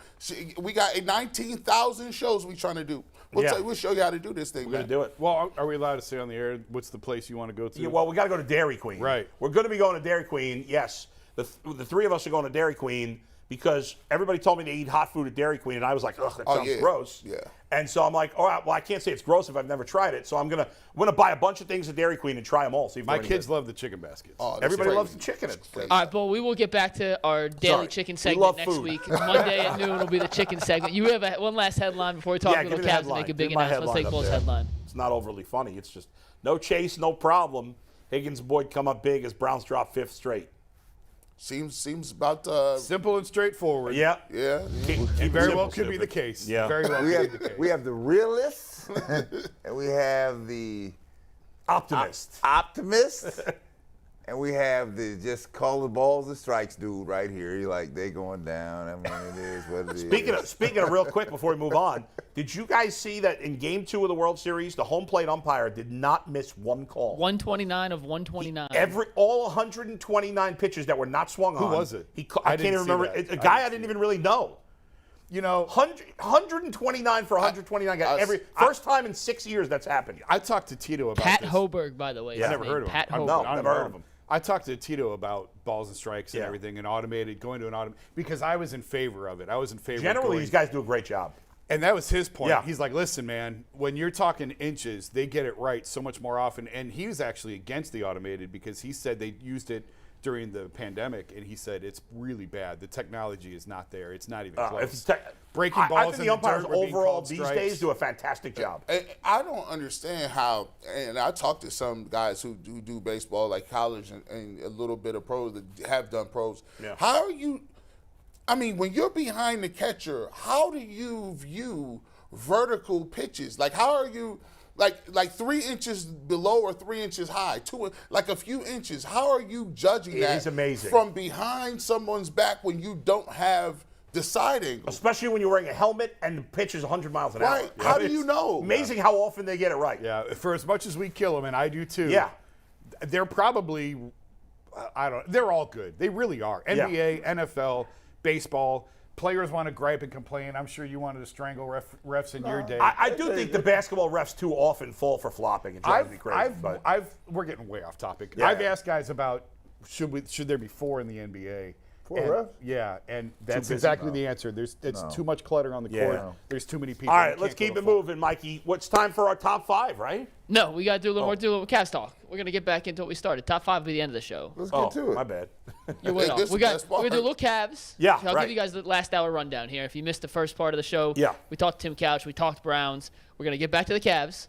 And make sure you subscribe. There it is. And make sure you hit the bell because we got a big announcement coming up that's going to be even more important. After the Cavs talk, we're gonna give our big That's announcement. right. We'll do a real quick Ohio State recap. We'll do some Halloween top 5, and then we'll There you go. We'll head out of here. And shout out to the 17,000 people, now over 17,000 subscribers. 3 million views. Over 3 million views. Make sure you hit that bell because you get alerts when my podcast comes out. You get alerts when we do bonus shows, breaking news shows, post-game shows like we'll be doing tonight. Me, G, Mikey McNuggets, and Jeff Lloyd. Hit that like. So, there you go. We need these likes. If it's 1,000 people in here watching, you obviously, even if you don't like us, click the like button for us. There you go. Bull Get it done. won't have me on this podcast. He had Joe Varden on. He won't have me on. Bad job out of you. Bad job out of you. He's so full of crap. His internet, when we were supposed to do it last week, his internet wasn't working. We tried. We tried. We did tried like try. 4 times. I had and OG We got to on. get you out of Avon. This bad or Avon Lake. Yo, what's up? Straight out of D.C.? Wait, you live in Yeah. Avon or Avon Lake? I can't remember. Avon Lake. Avon Lake. Yeah, you're very. Don't put me. Don't let me in with those Avon people. I know. Man. That's Those a big people are rival. shady characters out in country, Avon. G. I'm on the All other right, side let's of the get to the tracks. Cavs. All right, we were just talking about refereeing in the NBA, guys. The Cavs are off to a great start. They're three-way tie for the second-best record in the league, only behind who's Milwaukee. undefeated? Milwaukee, thank you. Not a big surprise there. No. Portland is also a surprise at 5-1 Very. so far, although Lillard got hurt, so we'll see what happens there. But guys, they're doing this without Darius Garland. The only game he played in, they lost. Obviously, got hurt early, and they've won 5 in a row here. But this was a spectacular weekend. They played really well, especially down the stretch. And, you know, at the end of the third quarter yesterday, things were not looking good. Same thing in Boston. And then they played great fourth quarter, and they played a great overtime. And the defense really locked down. What did the Cavs give up, like 75 the first half against Boston? And then they gave up like 50 in the 2 quarters in overtime. What's impressed you all? And Brad, let's start with you. Impressed you most with the Cavaliers through 6 games? Well, I think the ability to respond to having a go-to player in the lineup. And when I say go-to player, it's not only that you got a guy that you can get a ball to down the stretch to win games. His confidence is exuding amongst the rest of the players. He gives them space and air to get through whatever hiccups or issues or inconsistencies that they have. He seems able to neutralize it. That is what has given them the space to be better. And the other thing, I just say this real quick, Bull, down the stretch, have you ever noticed that he doesn't look panicked? Never. He don't look panicked at all. They're down 9. I'm like, okay, this is not going well here. Yeah. And he didn't panic at all. Same thing happened in Boston, saying in these 5 wins, and that kind of confidence starts to carry over to the others. The others, what I would call good, but maybe non-believers, are starting to believe, like, hey, hold on. Right? That's it. I got to ask y'all a question because I wanted to wait it out. I was like, you know, I'm going to jump out the window type dude. I'm like, oh, that's why I've been engaged so many times. I love her. She's the best thing that ever happened in my life. You know her a week, G, but stop it. Like, here's the thing. Donovan Mitchell, to me, looks like the second best player in history. What? On the Cavs. See what I did right there? Right there. Kyrie's off my list. Now here's the thing. Screw him. Kyrie's tripping. He's in his bag out of his again. mind. He's in his bag tripping again. again. And he's like, yo. And by the way, shout out to Nick Friedel, who held his feet to the fire a little bit and did a great job and didn't lose his temper. Because if I was having that with Kyrie, I would have lost my temper. When you look at Donovan Mitchell Anyway, go ahead. and you look at Kyrie Irving, I thought it was going to be very hard for some. I thought it would be Mobley that we said, oh, he's better than Kyrie Irving. But in 5 or 6 games, and I get it, you got to have a larger sample size. But for 5 or 6 games, I didn't see this level of. I mean, he's hitting shots now. Kyrie, he can get to the basket when he wants. But I never really saw this playmaking out of Kyrie. I really never saw that like tenacity where it was like, oh no, we're gonna do this. Point down 6. Now, granted, this team is a lot better than what Kyrie was dealing with back in the day. But for me, I'm looking at this, and I'm like, when Jason said he's better than I thought, I watched this team, and I'm sitting there thinking, these guys play a little bit like the Warriors. but a little nastier from the East. Now, granted, the Warriors wake up out of bed with Jordan Poole and Clay, and they shoot threes like this. Wiggins starts, but they remind me a little bit. If you look at Karis LeVert and Andrew Wiggins, they both got the propensity to disappear, but they can put it on you if you want. Darius Garland and his handle shooting with Steph Curry, and then you look at Clay, but it's not comparable with Clay and Donovan Mitchell. But this team reminds me a lot of the Golden State Warriors of the Eastern Conference. Mikey, run that back, because that's the difference here. Run that back. What you don't get out of Kyrie and everything else, his strength. Yeah. The things that he does, it requires strength and tenacity. I told you Saturday, Marcus Smart, who usually antagonizes people, couldn't antagonize him. No. He wasn't having it at all. No. And he also looks for his teammates a lot more than Kyrie ever did. I said, and so the thing that for us is this. What we do not want to do is over Nick Chubb this dude. I need you later down the stretch. Now hold on. Brad just switched over. He done put the limits restricted. The analytics. Slow down, bro. Hey. No back-to-backs for you this man. Jason, what's to you is what are you most impressed with? And I think we don't want to get carried away. It is early. Yeah, well, first of all, listen, Kyrie's nuts. I knew Kyrie was nuts when he was here. All right, like I got killed for saying he's nuts. What tipped it off? You were right. The planet is round. We knew early on, his first couple of years. Another faux intellectual doesn't know what that was talking about. But, like, let's not slander what he could do on the floor. Oh, no, he's still Batman. When he was here, he was mesmerizing. He was great. With the ball in his hand, his ability to break down a defense. Really, But he didn't look for his talent. teammates like Mitchell does. Oh, absolutely not. Well, no. He didn't have to because LeBron was on the court, though. Well, no. No, Like, before this pre-LeBron. yeah, we're talking about true, LeBron. true. He had, him and Dion wanted to I don't even want to go Yeah, there. you know, but go ahead. But Donovan. Donovan's better than I thought. I said that at the start of the show, and I was talking to Kevin Love, and Kevin's like, yeah, I don't watch a ton of Utah. He's better than I thought, too. And it's everything that he can do. It's all the ways that he can I'm play. shocked that you dudes did not watch this dude. Utah. We ain't watching Utah. Wait a minute. Before you kill me, even Donovan said last night, this is the best stretch I've ever had. Listen. So he's playing better. Donovan himself said last night, this is the best I've played in I a guess short so. stretch. If I played Rudy Gobert and a bunch of numbskulls, no-name numbskulls. 32, 7, and 5 right now. That's Listen, crazy. Like, here, that's he nuts. got all-stars around him. Who did he have in Utah? He had Rudy Gobert Oh, and old stop Mike playing Conley. with me. But no, this Stop is the playing with difference. me. He's better defensively.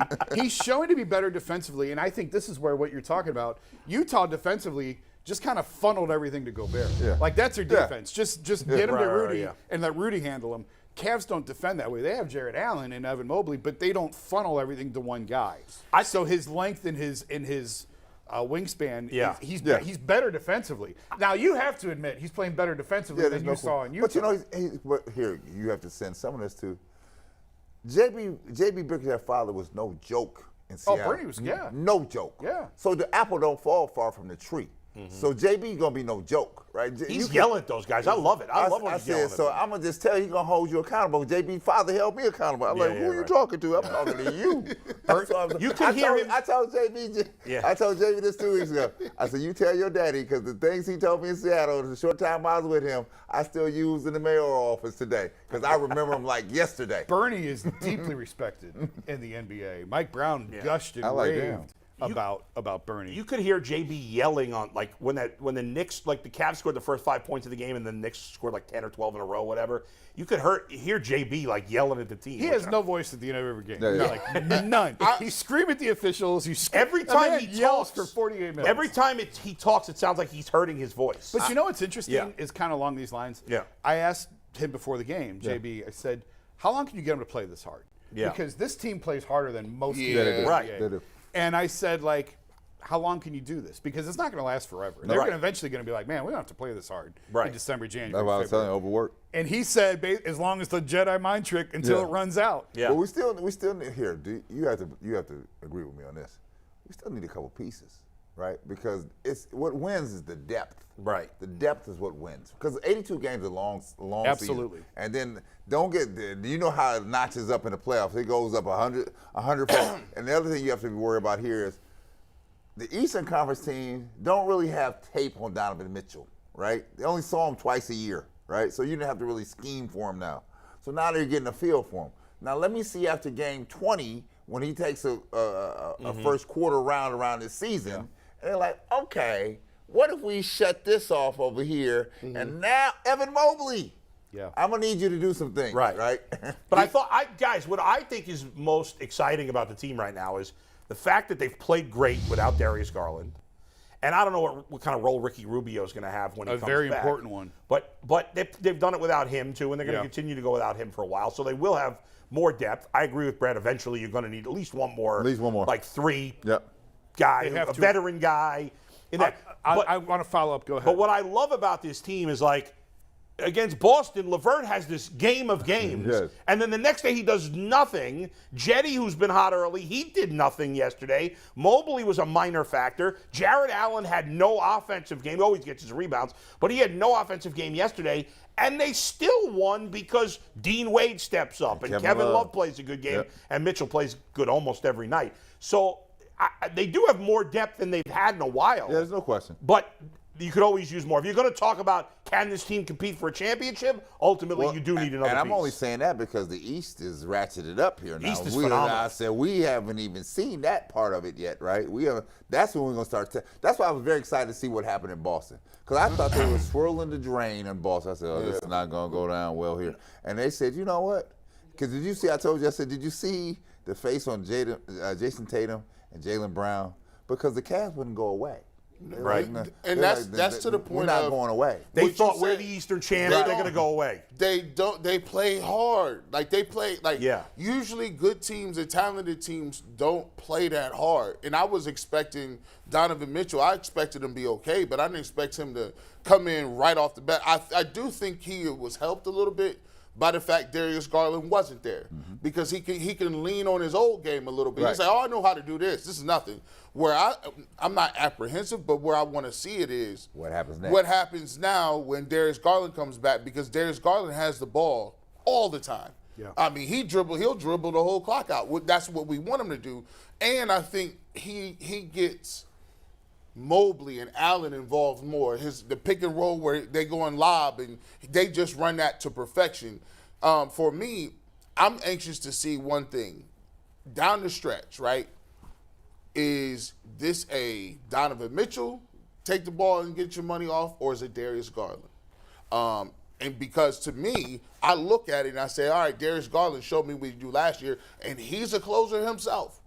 So, some of these plays, especially in Boston, I don't foresee him having the ball, Donovan Mitchell, that much. I don't think it's either or.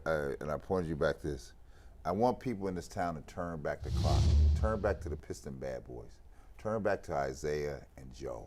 If they can figure out how to work that together, then it don't matter. It might be Donovan's night to close it out. It could be Darius' night to close it out. But you got two dudes at the top of the ticket that they have to be concerned with, right? Last year down the stretch, when they put the clamps on Garland, we were stuck. We were stuck. Done. Here's the difference. If LeBron and Kyrie can figure it out, like these guys can figure it out. No doubt. Kyrie was ball dominant. He needed the ball in his hands. I don't think Darius and Donovan are ball dominant. I don't think they're happy playmaking for others. They're comfortable setting other guys up. They both have court awareness. That's one. And I don't want to bust on Colin Sexton. He's gone off to Utah. Yeah. But Colin, this was Colin to the basket. He had no awareness and no feel for who else was on the floor. That was one of my big problems with him. But three things. One, to close the loop on the JB conversation, how long can these guys play hard? He said when you set that as the standard, guys know now that is the standard. My personal answer is once they make it to the playoffs and once they go deep in the playoffs, then they see, hey, we don't have to play this hard December, January. We're going to save it. To the depth, you need depth to get to April, May, and June. You don't need depth in April, May, and June. You need 7 guys, 8 guys tops to win a championship. Nobody else plays. But the 7, 8 guys better be healthy. Yes. And better be locked in. Yes, absolutely. So you have to be cognizant of time management. I'm not saying sitting guys out, but you're going to practice. They come to practice someday. Look like Jordan, you're not going today. Well, only thing he would be like, I'm going today.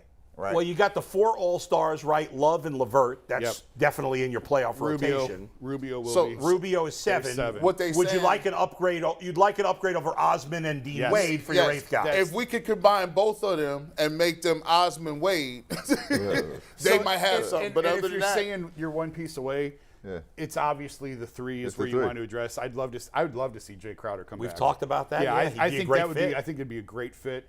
I don't love Karis LeVert in the starting lineup. We talked to JB about that last night, and JB basically said like it was out. Like he had so much respect for Karis. He went to Karis, and Karis said like, "I'll do whatever you want me to do." Right. He can play any role. He's very adaptable. I like him more as a scorer off the bench. You don't need him in that starting Well, lineup. think if you had Darius Garland and Jay Crowder, you could start both of them with the other big three, right? Yeah. And then have Love, LeVert, eventually Rubio as your second unit. And you're ready to pop. Pretty sweet. And I think they're already. I think they can play with anybody in the East. Don't you underestimate this time management piece I keep telling you. I was just laughing over here. The funny thing about it, like you come in and when guys, Chuck Dalen, all managing the roster and who was practicing, I'm in Chicago. And so he would, Doug would sit down Mike or Phyllis down Mike and say, you guys are not practicing today. Cartwright not practicing today. And then he'd look over at me and Horace Grant, well, y'all practicing. What you mean we practicing today? They not practicing.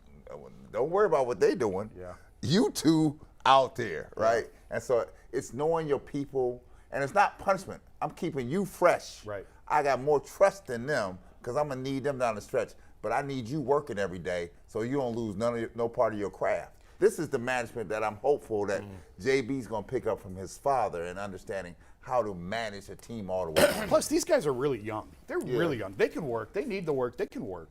You know, Kevin, Right. Kevin's the guy you want to watch load management on. Absolutely. Even Donovan. You know, Donovan's not. Listen, those numbers he putting up there, that you just saw Tim Couch. It has a wear and tear on your body at some point, so that's why you got to be like, hey, but hold Mobley on. especially needs to play, right? He's Yeah, got a lot of growth Mobley that needs to play. Darius needs to play. Yes. These guys need to be on the floor. And that the thing everyone talks about is now you start to get to a point where when you start to see Darius Garland, you start to see Donovan Mitchell. The thing that people want to say is, hey, what is Mobley doing? Like, is he? Is he I want to see progressing? more for him. I want to see him more aggressive when because there's times where he could take the ball, he'll get a rebound or get something around the basket, and you think and be aggressive. You think it's just a little bit of time for him to get to that thing where say, I got to get mine? He'd have a double-double against the Celtics. I think a year or two from now, Evan Mobley's the best player on this team, even better than Donovan. That's where I see his. Like pretty scary. He's that good. I think he has. And one more thing to touch on this that we haven't really talked about. They can beat you so many different ways. Just again. And they can beat you defensively with Mobley and Jared Allen and Okoro. There's a place on this team for Isaac defensively. I called him earlier in the show. He's Miles Straw. He's not going to give you anything offensively, but his length, athleticism, defensively, there's a place for him. You'll know what we're working with when the tape comes out and people scheme to shut down Donovan Mitchell. But Kevin Then Love, but then you'll see when that happens, because he'll be on the floor and they'll be shutting off what he wants to do. Yeah. What the others do to counteract that move. All right, 'Cause guys. that's the thing that'll free Donovan Mitchell back up. Last thought, Jason. And you saw this weekend Yeah. how many ways they can beat you. You saw Karis LeVert, 41. Yeah. You saw Kevin Love. I called it the don't let the old man in game. 8 threes in 22 minutes. Right. Yeah. Just went absolutely nuts. They have so many weapons. They can match up well with so many teams. fun. And they're versatile enough to beat you defensively, offensively with different guys. They're legit. Wednesday, the Celtics come to town. We just had another measuring so rod. much fun watching the Guardians play, or at least I did. I think I know you did. A lot of people did. And now I'm having so much fun watching the Cavs play. I think we all are. It's really joyous. Unlike the Browns, who just make us angry. Okay, Mikey McNuggets, we got a huge announcement Big time. for our fans. Big time Take it announcement. away. Yeah, so we launched on May 9th. That was our first show. And since May 9th, we have over 17,000 subscribers, over 3 million views. And before we say what's coming, we want to say thank you to every single person who has liked the video, has subscribed, who watches, who's told someone. We love you guys. Seriously, we love you guys. And Love we 'em. cannot Are thank we you playing enough. the video, by the way? What video? There's no video for this. Oh. No, the answer is no. We're not playing the video. What video that we made that we were all laughing about? Oh, well, you could see that video Yeah. if you take the next step in our journey Yeah. with UCSS. As of today, we are officially launching membership platforms to the Ultimate Cleveland Sports Show. There are 2 tiers. And if you get to the tiers, you get to see a very special video from Adam the Bull, G. Bush, and Jay Crawford that I guarantee will make you laugh. We'll tell you about the video in a sec, Bull. I thought that was a video to encourage people to No, subscribe. they have to become a member to see that video. Okay. You got to be a member to see that video. There are 2 tiers. The first tier, let's take it, Steve. It's called the starter tier. It is just $1.99 per month. You get special loyalty badges based on all the teams in Cleveland: Cavs colors, Guardians colors, Browns colors, Ohio State colors. You get to use custom emojis of your favorite UCSS panelists and hosts Mike's face in the chat. And we will be doing a members-only community post on a daily basis. Just $1.99 a month. I mean, that's 2 cheeseburgers at McDonald's. Nothing. If you really want to support the show, let's go to the next one. It's called the coaches tier. It's $4.99 per month. It gets you all the starter tier perks. Plus, starting next week, we're going to do UCSS overtime videos, which will be an exclusive coaches tier member-only video. We're going to be taking a lot of your comments and reacting to them live. So if you want us to talk about something in specific after the show that day, there's a chance that not only will we talk about it, you'll get called out. We may curse at you for all we know. This is all hinges, all rules off the table. This is YouTube Unhinged. And there'll be discount codes for merchandise and more down the road. We already have 2 people who have become members today, and I got to get their names. We got 3 people now. We have Kenneth Yablonowski. We have Donnie M, Adam Osher, and who's the new one, Anthony? The Flick Life. Our first 4 members of the Ultimate Cleveland Sports Show membership program. We encourage you guys to join. There's going to be a lot of awesome content that will be on this members only, but just so everyone knows, it's not changing the show. The show will be exactly the same. Yes, I think it's very important to note that our show will still be, the show that we do every day will still remain free. You don't have to pay for a membership to watch the show, but if you want some bonus content that we're going to add, there's 2 options here, and obviously it's a minimal price. So we hope you do it, but nothing will change about the show. The show will still remain free. We're not charging you to watch the show. And I think it's really cool because there's some other things that they haven't put on there yet that they're planning on having us do. So, it's just not those things. Like this thing isn't static. It always changes. We just try to get in front of you guys. We try to make it more ourselves more accessible because I told people all the time, this is pretty much the people's show, right? We do this, and we're not doing it on a major television studio. We're not doing any of those things. We're doing a grassroots effort where we trying to go out and touch the people, feel the people. You guys will be able to be in contact with us because this is your show. To be honest with you, 17,000 people signed up and said, hey, we like your show. We're going to support and ride with you. So these are all the cool things. Our show will stay the same, but it's just like public broadcasting, right? You guys are the true supporters. You guys are the true people, the patrons that really support us. So these are for the individuals that really want to go the extra mile. And we'll give you some other things to make sure that you get your bang for your buck in terms of what we could do in the community. And even the highest tier will cost you just under $60 for the entire year. So it's not a huge cost, but I think it is important to remember that the show will remain free. We're not ever going to charge for the show. Post-game show is still free, everything like that. Yes. They're saying there's just extra content that we haven't provided. Right. That will now be provided for a small additional cost. stuff that we're doing for the bonus content. And I told them, maybe we need to get a scroller. We need to get a scroller at the bottom of the screen where we roll all of our put all of our subscribers' names. Just roll them through. Just give them credit. Call VMix. It's a VMix issue, not an us issue. That's a VMix thing. All right, time to talk some college football, guys. Yep, let's do it. Yeah, and I just want to listen. I understand that I didn't grow, unlike you guys, I didn't grow up with college football. College football was completely off my radar when I was a kid. I've mentioned this a million times. I didn't know a single person that cared about college football. You're talking, I was a kid in the 70s and into the early 80s. In New York City, I didn't have cable. Nobody I knew had cable. And I don't even know how many college football games were on at that point. But I never watched college football as a kid. Never. Had no interest whatsoever. There's no teams in New York City. I mean, there's no Division I teams. Or if they are, they're lower level Division I's. Nobody's any good. And I didn't go to a college that had a major program. I called the college football games at my college. It's Division III, no big deal. But I got to say, as the years have gone by, and I pay much more attention to college football being here, but I got to say, I find it so, we make fun here in Cleveland of other fan bases that are kind of douchey, right? And I know I'm calling out a lot of our fans. Ohio State fans are so obnoxious. No, we're not. I've said that for years. No, we're not. You know who it is? No, we're not. It's the people who didn't go to Ohio State who are the most obnoxious. And part of it, the people like Brad who went to Ohio State are not the problem. But here's my problem. Part of it is just the nature of college football. Every week, Every week, Ohio State fans are whining on Twitter. They're only winning by 7. They're only winning by 14. This is the only sport on the planet where it matters how much you win by.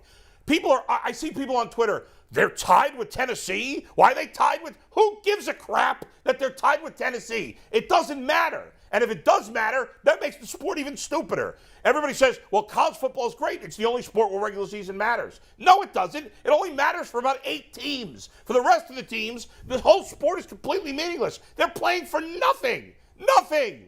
That's it. They're playing for a scholarship, and they're playing because they love football. That's it. G went to Ohio University. He never had any chance of playing in the playoffs. 0. There was 0 chance of him ever going to the playoffs. They could have gone 12-0, and they would never have gone to the playoffs. It doesn't matter. And Ohio State fans, every week at halftime, I'm like, and by the way, I'm going to fully admit this. I watched this game because they played Penn State. I didn't watch these games when they were playing nobody. I'm not wasting 4 hours, and that's what it is for college football, 4 hours, to watch them play Northwestern, okay? Northwestern has 0 chance of winning the game. 0. Oh, boy. There is no way earth. Good. Say, oh, boy, all you want. I'll say it every week. The next 3 games Ohio State plays, there's 0 chance they're going to lose to Northwestern. There's 0 chance they're going to lose to Indiana. And there's 0 chance they're going to lose to Rutgers. There's no way they're losing those games. And every week we're going to hear whining from Ohio State fans on Twitter at halftime because C.J. Stroud only threw for 350 yards and 3 touchdowns, and their defense didn't make every freaking play. How bad is a sport when the competition is Penn State at home and they're still favored by 15 points? Give me a break. Take a drink. There's 3 games that matter all year. The Michigan game, I'm out of water. Phantom. Somebody get this man a towel. I'm just so bothered by this. These games all suck. They're all one-sided. Are you hot? And then every once in a while, there's a good game like Tennessee and Alabama, and people say to me, oh, you don't get that in the NFL. Yes, I do. Half the games every week, 3/4 of them probably, are down to the wire. College football stinks. Jump on in here. Surprisingly, a lot of what you say is actually accurate. However, they're moving to change it. I think when they're going to try to get to 16 teams. That's not going to change it. 16. Here's why 16 teams to me changes a lot of things. I think it's going to be 12, not 16. Okay, even if it's 12. Yeah. What you've said so far is accurate. If you are not Ohio State, if you're not an SEC team, if you're not a blue blood, you're never going to be ranked high enough for you to even matter, right? You by the time you get to even look at some of the non-traditional teams like UCF or even where Rutgers was good, they are Power 5. Doesn't Liberty have a really good team this year? Yeah, never going to be it. Right. Never. So 12 teams, chances are people like the MAC are never going to be in it. Yeah. However, now when you got 12 teams, guess what? You could lose a couple games, right? And instead of being like, oh, Ohio State is definitely going to lose to this team or definitely going to win, like you have other people that can get in there that can compete, and especially if it's a neutral site game. So there's 12 teams instead of 4. That gives you more of a variety. It gives you more people that are involved other places. But the reality is there's 130, I think it's 120-something. All those 120 ain't going to play. But the great thing about college sports is that it's already a built-in fan base. Mm-hmm. Every team has a built-in, because guess what? You go to that school. Yeah. You go to those homecomings. That's true. It's a built-in fan base where it makes it count, right? Yeah. If I go to the MAC championship and I get a ring, I'm not really in the MAC. We're not worried about Ohio State. That's just off to the left. We worry about Toledo, we worry about Akron, Kent, and we worry about all those stuff over there, and it works. Right. Now, we know good and well if you sign up to go here, you're not going to the championship.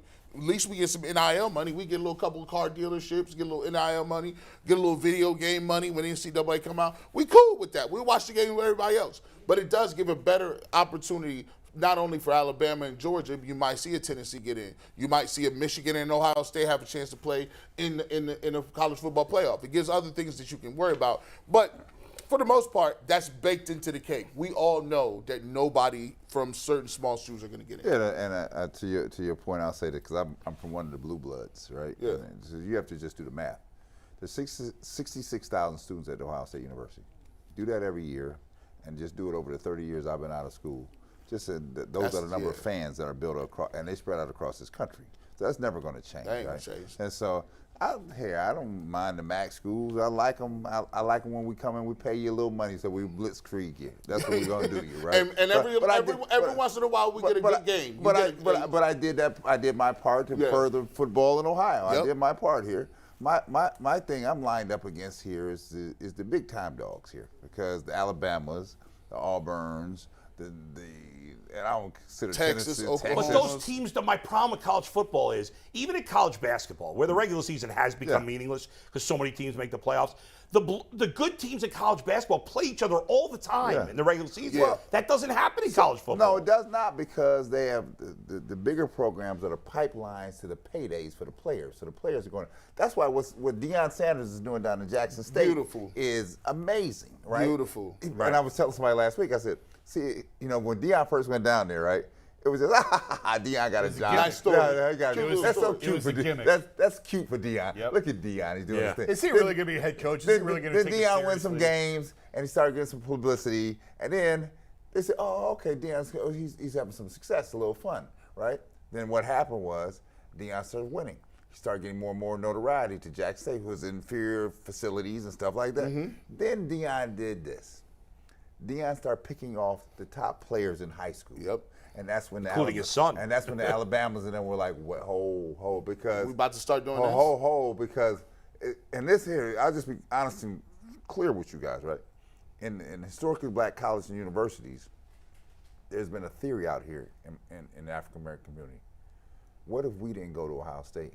What if we went to Howard? What if we went to Jackson State? And then you let me in that freaking tournament, and I ran your tournament in the ground. Then every player across this country would say, hey, I ain't gonna go to Tennessee, Ohio State. It looks more fun over there in Jackson. It's more fun than Howard. I'm going over there. Southern, Grambling. Now the problem for Deion, because that's why the next thing, they're going to get Deion out of HBCU. They're going to pay him somewhere. Somebody going to get. Because Deion is doing what? He's cutting into the money. Right? College game day. College game day was at Jackson State. It'd be nice if Deion stayed there. What? I said, Right? my dad graduated from Central State at HBCU, right? Yeah. He talks about, and by the way, if I like partying, ain't no better party down there. He said, look, he knew I wouldn't go because he's like, dude, you're rated higher than that. You can go somewhere else. Yeah. But when Deion Sanders started getting these, he got Travis Hunter. Top tiers. And then he's getting guys from the portal, guys from big school transfer portals coming down there. Now what he's doing is he's saying we gotta up our attendance everywhere. It's time out for getting 1,000, 2,000. It's the most I've seen people in those stands and stadiums ever. And now he's bringing attention to it. You ain't gotta do. He said I can get you to the league. I'm Deion Sanders. Yeah. I know the scout from everybody over here. You get a look over here. All you got to do is come down here and play hard. And I'm like, wow, when guys can see, I can now go to the NFL.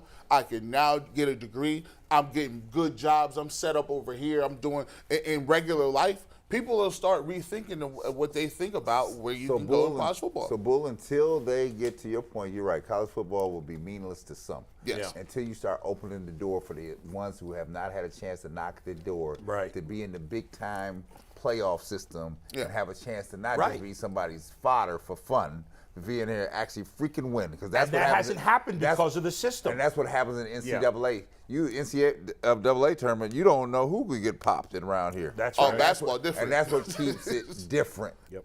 Yeah. Basketball different. You got 5 seniors going up being some freshmen for Kentucky. Right. Them 5 seniors is not on a neutral site game and somewhere ain't no crowd involved. You in trouble. You get down 10 points.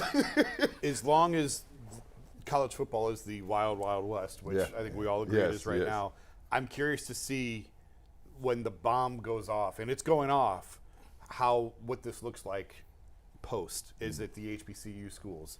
Is it Texas A&M? Because it's Ohio State, it's Georgia, it's Alabama, Clemson. Nobody's cracked the code yet, Jason. Didn't they have a ruling or something? Didn't the NCAA, I think Steve put it in the chat or something, the NCAA had came out with a ruling guiding NIL or something. I don't know, maybe Nuggets saw that or whatever. But the NIL, the NCAA came out with a ruling on NIL or something like that. Yeah. The NIL, it's still the Wild West. They're pretty much saying we're looking into ways to try and regulate. Yeah, the some of NCAA it. is close. So But this is the problem for Yeah. college football. My school is one of them, right? Anytime anybody looks like they're going to be an upstart, you know how they win? They price you out of the game. They make sure I throw so much money at it you can't keep up with me. Right. Right. That's how UCLA and USC came to the Big Ten. Oh, you Right, think right. you're gonna make a move on us? Let me bring the 2 LA schools in here. Right, I'm right. gonna pay them a mint. That's And right. guess what? I'm gonna take all your market. Now I got all the money. Now you got to put me on every channel. Now you ain't gonna never see this other school, right? That's true. That's how they do it. The college football may very well break off from the NCAA. They should. Like it's They at should. that point They should. where I don't and know then what we could that have just looks all like. the good teams playing each other all the time. Be much better. I don't know product. what that looks like, but Yeah. I think it's a real possibility. All right, Mikey McNuggets, we got a top 5, but we haven't done a top 5 list Wow, in forever. what? We have not done a top 5 in a hot minute, ladies and gentlemen. But with Halloween, we had to bring it back after a conversation last week. And I'm not sure, any of y'all dress up for Halloween? No. Any of y'all do anything? Your kids? My son dressed up for school today. He's Weird Al Yankovic. We hosted a trunk or treat with 1,000 kids last week. I did that, right? I hope we Jason, what oversaw about- that. What about your kids? My son is Miles Garrett today, and he's a big kid. He looks the part. And my daughter is Dorothy with a boot on her foot because she hurt her foot. This is my son today. That's kind of funny. Weird Al Yankovic. Oh my goodness! That's kind of funny. I went as The Rock. That was my Halloween costume. I call This myself year? the Pep. Yeah, let's take tag board. Take see. it. We'll show it real quick before we get to our worst 5 Halloween candy. You just take it full, Steve. Coming in a second. But this is The Rock and the Pebble. I thought you went as a rock, not the good. rock. That's pretty Hey, good. yo, listen. The Rock and the Pebble, yeah. Where's your tight? You got to get your tops together. You got to. All right, but we have a top 5 because Halloween is a special holiday, and everyone loves candy, but there's an obvious top 2 or 3 for candy. So we did the worst 5 candies. I know it better I be don't, number agree, one. I or don't worse. agree there's an obvious top 5, but go ahead. List the worst 5. These are the 5 that worst you 5 candies. absolutely do not want Let's see. getting I in know your, it's in number your basket one. trick or treat. For those who are newer to the show and don't know about the top 5 list, Mike is not very good at these, and we rip him off it. So let's go. No, this one's undefeated. This one Okay. is He always undisputed. All right, number 5. The York. York peppermint patties. I'm No on- one wants toothpaste tasting candy on Halloween. I It's agree with disgusting. Mikey. I hate that. Yeah, I hate that candy. Like, come on, man. I don't It's like a that candy. And York peppermint patties, don't just be thinking that it's just because you got the peppermint. Girl Scout cookies do it very well. Thin mints don't taste like toothpaste. Fact. I actually think that should be higher on the list. I hate peppermint. I hate period. peppermint I patties. hate all peppermint. We're with you so far, Mikey. Go It's ahead. trash. Peppermint patties could have been higher. This was a collaboration, but this was Okay. a No, set the I'm list. okay. No, listen, It's- I stand it's by good- it. But it's I'm good saying on the peppermint list. Good patties- answer, good answer. All right, Top top 5 five. on the list. All right, number 4. Heath bars.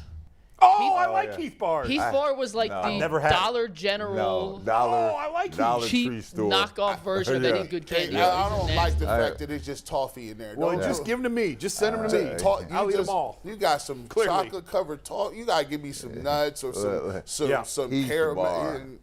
What? I don't even know. I've never had a Heath bar. It's What's in it? awful. I like What them. is it? I like them. What is It's it? toffee and like caramel, and Yeah. it's Nasty. good. Nasty. By the way, Steve asked me how many kids in my son's school will know who Weird Al is. Probably none. Probably he knows none, that, yeah. though. He'll explain it to him, I guess. I don't know. Go ahead, All right, number 3. This is a little personal one. I had a box of these Whoppers. Do you guys know Whoppers? I like Whoppers. No, I had in 3rd grade. Oh, no. Good job. Yes. These is trash.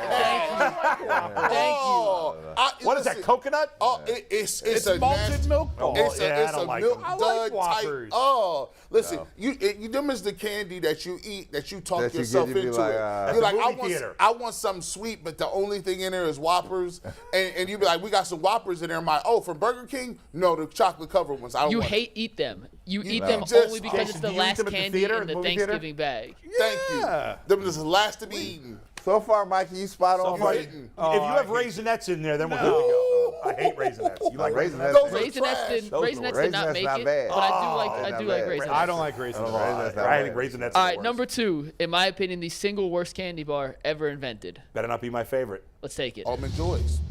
It is. G. Bush, me and you on the same thing, bro. Me and you have the same I disagree. terrible candy I experience. Oh, Brad likes almond joy. I don't like almond joy. Man. I don't like almond. Almond joys are for people over 50 years Yes, old. they If you're are. under 50, you don't like almond joys. That's a fact. Shut up, Brad's Mikey. got a bucket Shut of up, Mikey. walnuts on his Look. kitchen table. So I disagree, homeboy. I disagree, homeboy. Brad, do you eat Fig Newtons? No. Okay. I do like No. Fig I Newtons. like Fig Newtons too. I like Fig Newtons. That's the Jewish in us.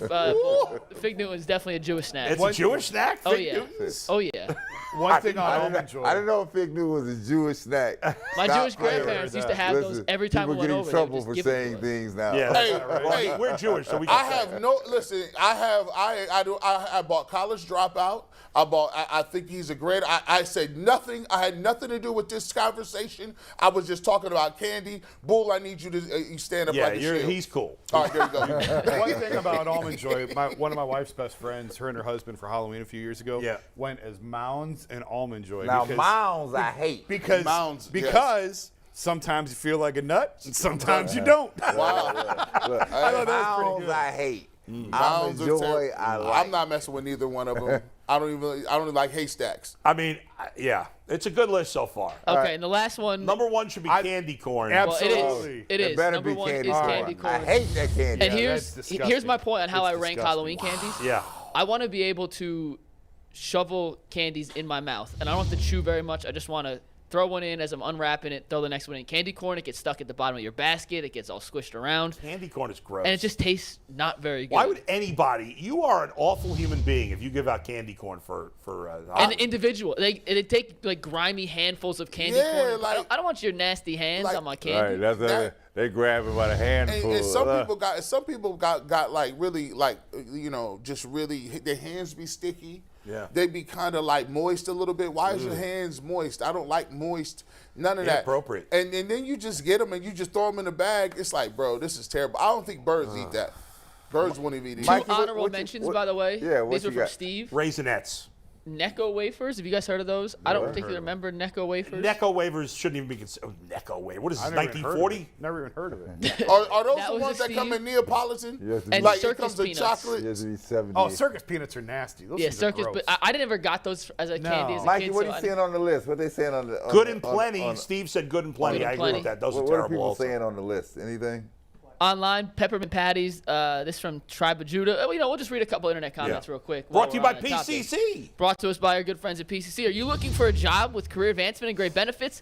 PCC Airfoils is the leading manufacturer in Northeast Ohio. All locations of PCC in Eastlake, Mentor, Wycliffe, and Minerva are hiring for all positions starting at $18 and up, plus full benefit packages, paid time off, and a signing bonus. You can apply online at precast.com/careers to learn more. No song today. I was going to try to pull off an Informer take by Snow. Remember Snow, Informer? Yes. That song just came up. My wife and I were talking about that song the other day. Couple internet suggestions for Not doing this. it. How Go about ahead. a black licorice? No, I hate that. Oh, it has to immediately I don't go like to the top. licorice. I don't know I if hate you get that nasty. for Halloween, but Nasty. black licorice is I don't like licorice, period. I've never gotten black licorice or licorice. Well, I don't like Twizzlers. licorice. maybe. I think Licorice it's is gross. good. Twizzlers are You good. get them always in the Halloween I don't like them. basket. By the Don't way, like it. what makes black licorice disgusting is the spice you taste is called anise, and it's terrible. It's what? It's called anise. It's called anus? Anise. Anise, like I'm calling it anus. like anise, like Anakin Skywalker. Like Anise Cantor. They also have them in pizzelles too. If you've eaten pizzelles, they got vanilla, they got lemon, but then they got hell's a these. pizzelle? It's a very lightly coated He's wafer. out of my league now. Hey, I don't know all the fat kids. I've been big Also, my a whole couple life. more suggestions. Wax lips, which I'm not super familiar with. Trash. You know what that is? With the liquid in it, trash. Trash. Also, milk duds. Oh, yeah. That's a right on the list suggestion. too. I like milk duds. I like milk duds I like too. I'm milk actually duds. Milk, pro I ain't milk know duds. those. That's all right. Candy cigarettes. Ooh, those are Handing terrible out too. candy cigarettes for Yeah, Halloween. that's pretty creepy to hand that out. Go to That's jail terrible. now By the for way, that. Mikey McNuggets is kind of like the Geno Smith of the show. It's like Geno sucked, and then he went away for a while. We didn't see him, and he came back as good. And that's Mikey. Mikey doesn't suck Thank you. overall, but he His sucks. list. He sucked. His list sucked. His list is hot right And then now. he didn't do him for a while, and now he came back, got some more I've been in the seasoning. lab. I've been working. Yeah. You should see the list that haven't made the cut You the got last some 3 Lowry's months. on I got a list of everything. And also, real quick, Lowry's. since we announced the memberships about 30 minutes ago, Yeah. we have 20 new members already. So Shut up, man. we Hey, love you man. guys. Thank Hey, you. Shout out to the man. members. And if you haven't signed up, sign up. Awesome, bro. Close it out if you don't. The bonus content starts next week, right? Next week, but the video that we taped thanking everyone for joining is up, and I promise you, You're gonna laugh your ass off. you're gonna laugh at. Yeah, you're gonna laugh at it. Yeah. Dots. Dots, yeah. Oh, not- no, I love that. How do you guys take out Love Mike and that. Ike? Do you guys like Mike and Ike? No. But my favorite candy Favorite for candy, Halloween. real quick. Let's go around the horn. Snickers, baby. Snickers. Snickers. Tie between Snickers and Twix. Reese cups. Oh, no. Especially- That's it. And if they cut it in any specific shape, they're better. Reese eggs are better. Yeah. Reese trees are better. Reese pumpkins are better. Hey, have you had the new Reese's with the chips inside it? All of it. I had the Bro. chips, the pretzels. Listen, they're not playing around. The two most stunning things about me: one, I don't eat a ton of fast food, And you hate peanut two, butter. I don't eat a ton of candy because I don't like caramel and I don't like peanut butter. That's and those are crazy. So my favorite candy is the Three Musketeers. And real Oh, quick, I hate that. Love Three Musketeers. Steve I hate Current, his favorite candy, Crunch Bar. We'll get everyone. Anthony, what's your favorite candy? Oh, like those. Crunch bars are good. Skittles for Anthony, and Earl said Skittles. M&M. So that is the M&M is UCSS cool. panel. Not M&M's are good, but I M&M only with like peanuts. plain. I M&M only with like plain. peanuts. And now, I like a nice Kit Kat also. Brad, That's you not look bad. like you. If you can find them, you look like you eat Boston baked beans. No. What the hell is that? I don't know what that is. Absolutely not. Boston baked beans is old school. Old There's a school. place called Benjamin Franklin's, Okay. little convenience store where they used to sell like tools. I tell you And what. they had a I candy tell you spot. what. I tell you what. Old school for you. A Munch bar. Too old. Never heard of it. I used to get Spree. Anybody get Spree? I used to get Spree when I was Sprees, a kid. Pez. I love Those are Pez as a kid. disgusting. As a kid, I love I just stepped on G's nice shoes. I Okay. sugar. Oh, those I okay. like those. All right, guys, time for sugar. final takes. Brad, you're up first. Okay, final takes. Here we go. I talk to you all the time about, we come in here, we rant and rave about the Browns and what they did not do, how they're not achieving the status that we think they should achieve. Well, I think it all goes back to this. I've said it before. It's how you are drafting personnel, and not only draft them, how you're developing your team. And when I look at the Browns, to me, I don't want nobody down there to be offended, but I see very little development. I just see guys that are just getting marginally better. Then I cut on the other teams across this league, and guys have gone from 0 to 100. I'm like, who is this guy? This guy was a regular guy. And it's just a multitude of these people on the team. But then, I cut on yesterday the Bears and the Cowboys.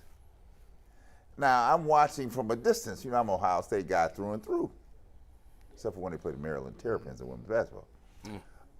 I look, they've been on my boy Justin Fields. Now, I watched Justin Fields for the time he got in high school and went to Georgia and then came to Ohio State and what he did at Ohio State, right? And then they threw him into the fire with very little supporting cast. But what I've seen the Bears do, and I can't say the Bears total organization because they're in a shambles too, but I'll say it again. Justin Fields is getting developed. You can see it. And then when I start reading around the country, the people who are watching it, Michael Wilbon, other pundits on national shows, local media in Chicago, they see the development that is occurring in Justin Fields. So I would just say this. When you get young players, don't panic when it doesn't work out in the first year or two. These are young people drafted early. It's the time and tutelage you put in there and surround them with supporting people that can give them a chance to be successful. Now, I don't know where this thing's going to end up with Justin Fields, but if you've been watching the last 3 weeks out in Chicago, it's been a light years of different when they were just about to can him in Chicago. And the difference now is he looks like a confident dude playing behind the center now. I mean, very confident. Even the Cowboys yesterday, Michael Parsons couldn't track him down on some occasions. So what we have here is a chance for us to develop and develop our own people. And I implore the Cleveland Browns, invest in some developmental people there to help develop your talent. And stop relying on just people to walk through the door and be fully ready to go. Jason? I actually had a Guardians final take prepared, but I'm going to switch it up. Getting old sucks. I stepped off. I missed a step Friday night. I was walking out of the house to the garage, and I actually missed two. And I started screaming, and like my wife probably thought I got shot or stabbed. I was putting swear words together, and and my foot is so swollen still. Ooh, I see and it. bruised. Ooh, I Jeez. see it. Got the ankle size as mine. I mean, look at that. That's nasty. It's nasty. That's nasty. And it's just like every day, man, it's just another ache, another pain. Tim's that's getting the truth. backs fused together. I mean, he's got an excuse. He played behind a horrendous offensive line for 3 or 4 years. This man got pounded for years in the NBA. I didn't do any of that. He's a disaster And physically. G's a disaster physically with his I neck ain't even and his get back. paid. He didn't even get the NIL money. He's pre-NIL. I didn't have any of that, and I'm falling apart, man. 2-1 for the team. We can't all be as good a shape as me there, Jason. Right? Sorry. My calf has been like spasming and cramping this whole show, and I'm like dying over here. Getting old sucks. I'll talk about the Guardians next week. Well, you're on more You're on days. tomorrow. I'm on right? tomorrow. Yeah, Maybe right. we'll talk Guardians tomorrow. Gee. Man, man, shout out to the Cavs, man. You know, we got saved this year. We got saved by the Guardians at the end. We now get saved by the Cleveland Cavaliers because the Browns, man, I'm gonna tell you what, it was gonna be looking bad if we couldn't, we didn't have something to pivot to, man. It's crazy. I'm looking at the way this team is playing, and I never thought I would be at a position where you got a Monday night football game, which is prime time, and all of the league, all friends and family is watching, the whole NFL, the eyes on the city, and I'm sitting there just happy that, hey, the Cavs is playing out of their mind. It's so awesome to get some that energy back. Now I'm feeling that energy when 14, 15, 16. You know how it was when the Cavs was playing the Warriors. I was going back before this season, just rewinding some of them games, just loving the energy and the atmosphere. But now you got a bona fide superstar. You seeing the difference of that. No disrespect to Colin Sexton. Salute to him. He could play. He could ball. But a lot of people were saying, oh, all he is Donovan Mitchell is just the same thing as Colin Sexton. He's just a little more flashy. You think that way now? Because everybody know what it is now. When you watch this team, and the fact that you get Darius Garland back, this is going to be a winner where a lot of guys, Bally's, get your stuff together. Get your app together. There's a lot of people going to be calling you, wanting to give them that $80 just to get that package. Just get your stuff together, because this team is hot. This is a hot ticket, especially when you get LeBron coming to town. When the Nets come to town, I want to see Kyrie and LeBron. Before, I was like, no, I want no parts of y'all. Now I want to see them Kick in here. their ass. Like, come on up in here. We got something for you. Remember how this used to feel? That's what we on right now. And I want to thank all of the fans, by the way, because Rocket Mortgage Fieldhouse, to me, is probably one of the top 3 electric places when they get it going. Right, you right there with Golden State. I believe you're right there because they do it big over in what's the name too. Boston does it big when they get going. But I'm really telling you, the atmosphere is great. Keep that up. Make that y'all's part. Make that our part. We want to keep that atmosphere going. So when we get dudes to come in here, they leave saying, man, I don't want to play in Cleveland. I don't want no parts of that. Keep that up. Old Golden State, Oracle. Yeah, Roracle. Popping. I don't know about the new place. I haven't been there. That old Roracle. But I used to Oracle. have nightmares about that. When that little train going up there, Kurt, I got nightmares about that. I hated that. Shout out to all the losers who were worried about the freaking draft picks the Cavs gave up. Give a rat's ass about draft picks. Hey, wait a minute. Yeah. I think both sides won that deal. Like, I think but I both don't sides care. are very happy. You're going to care in 2029 when that's a top 5 pick. I could be dead in 2029. But listen, let me finish. If you've got 2 rings between now and then, Who cares? You're not going to care. I don't care. So I think both sides can be very happy fine. with that deal. But But Utah did okay.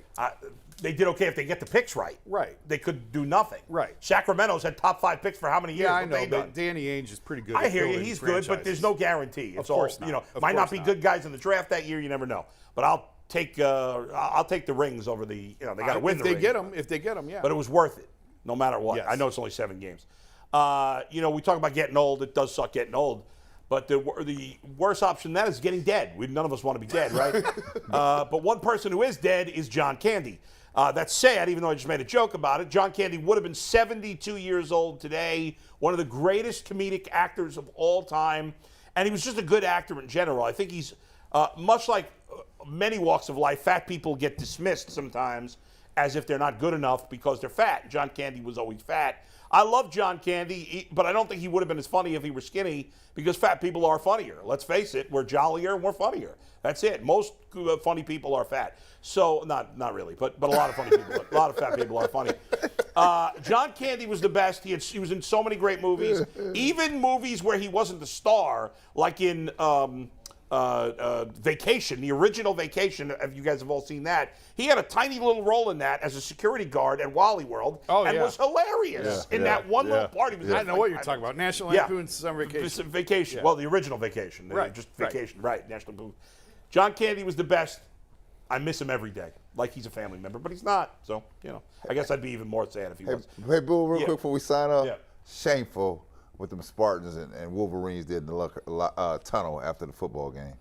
Yeah, that's really shameful. Why do you have both teams going through the same? I at never the same understood time? that. So now we stomping people, kicking people. Is that what we That doing? behavior, we see it in the stands. I'm afraid we're going to see it That tonight. dude was legit assaulted. We saw. Yeah. Yeah, that's crazy. People grow the hell up. But Good also, point. why are you making teams go through the same spot to get like? It's crazy. You That need to happened control yesterday your with the Bills and protocol. the Rams. You need to Bills and control the your Packers. emotions, Packers, obviously. thank you. This is nonsense. But you're setting them up for failure Yeah. when you do it that way. We got to go, guys. Mikey, final.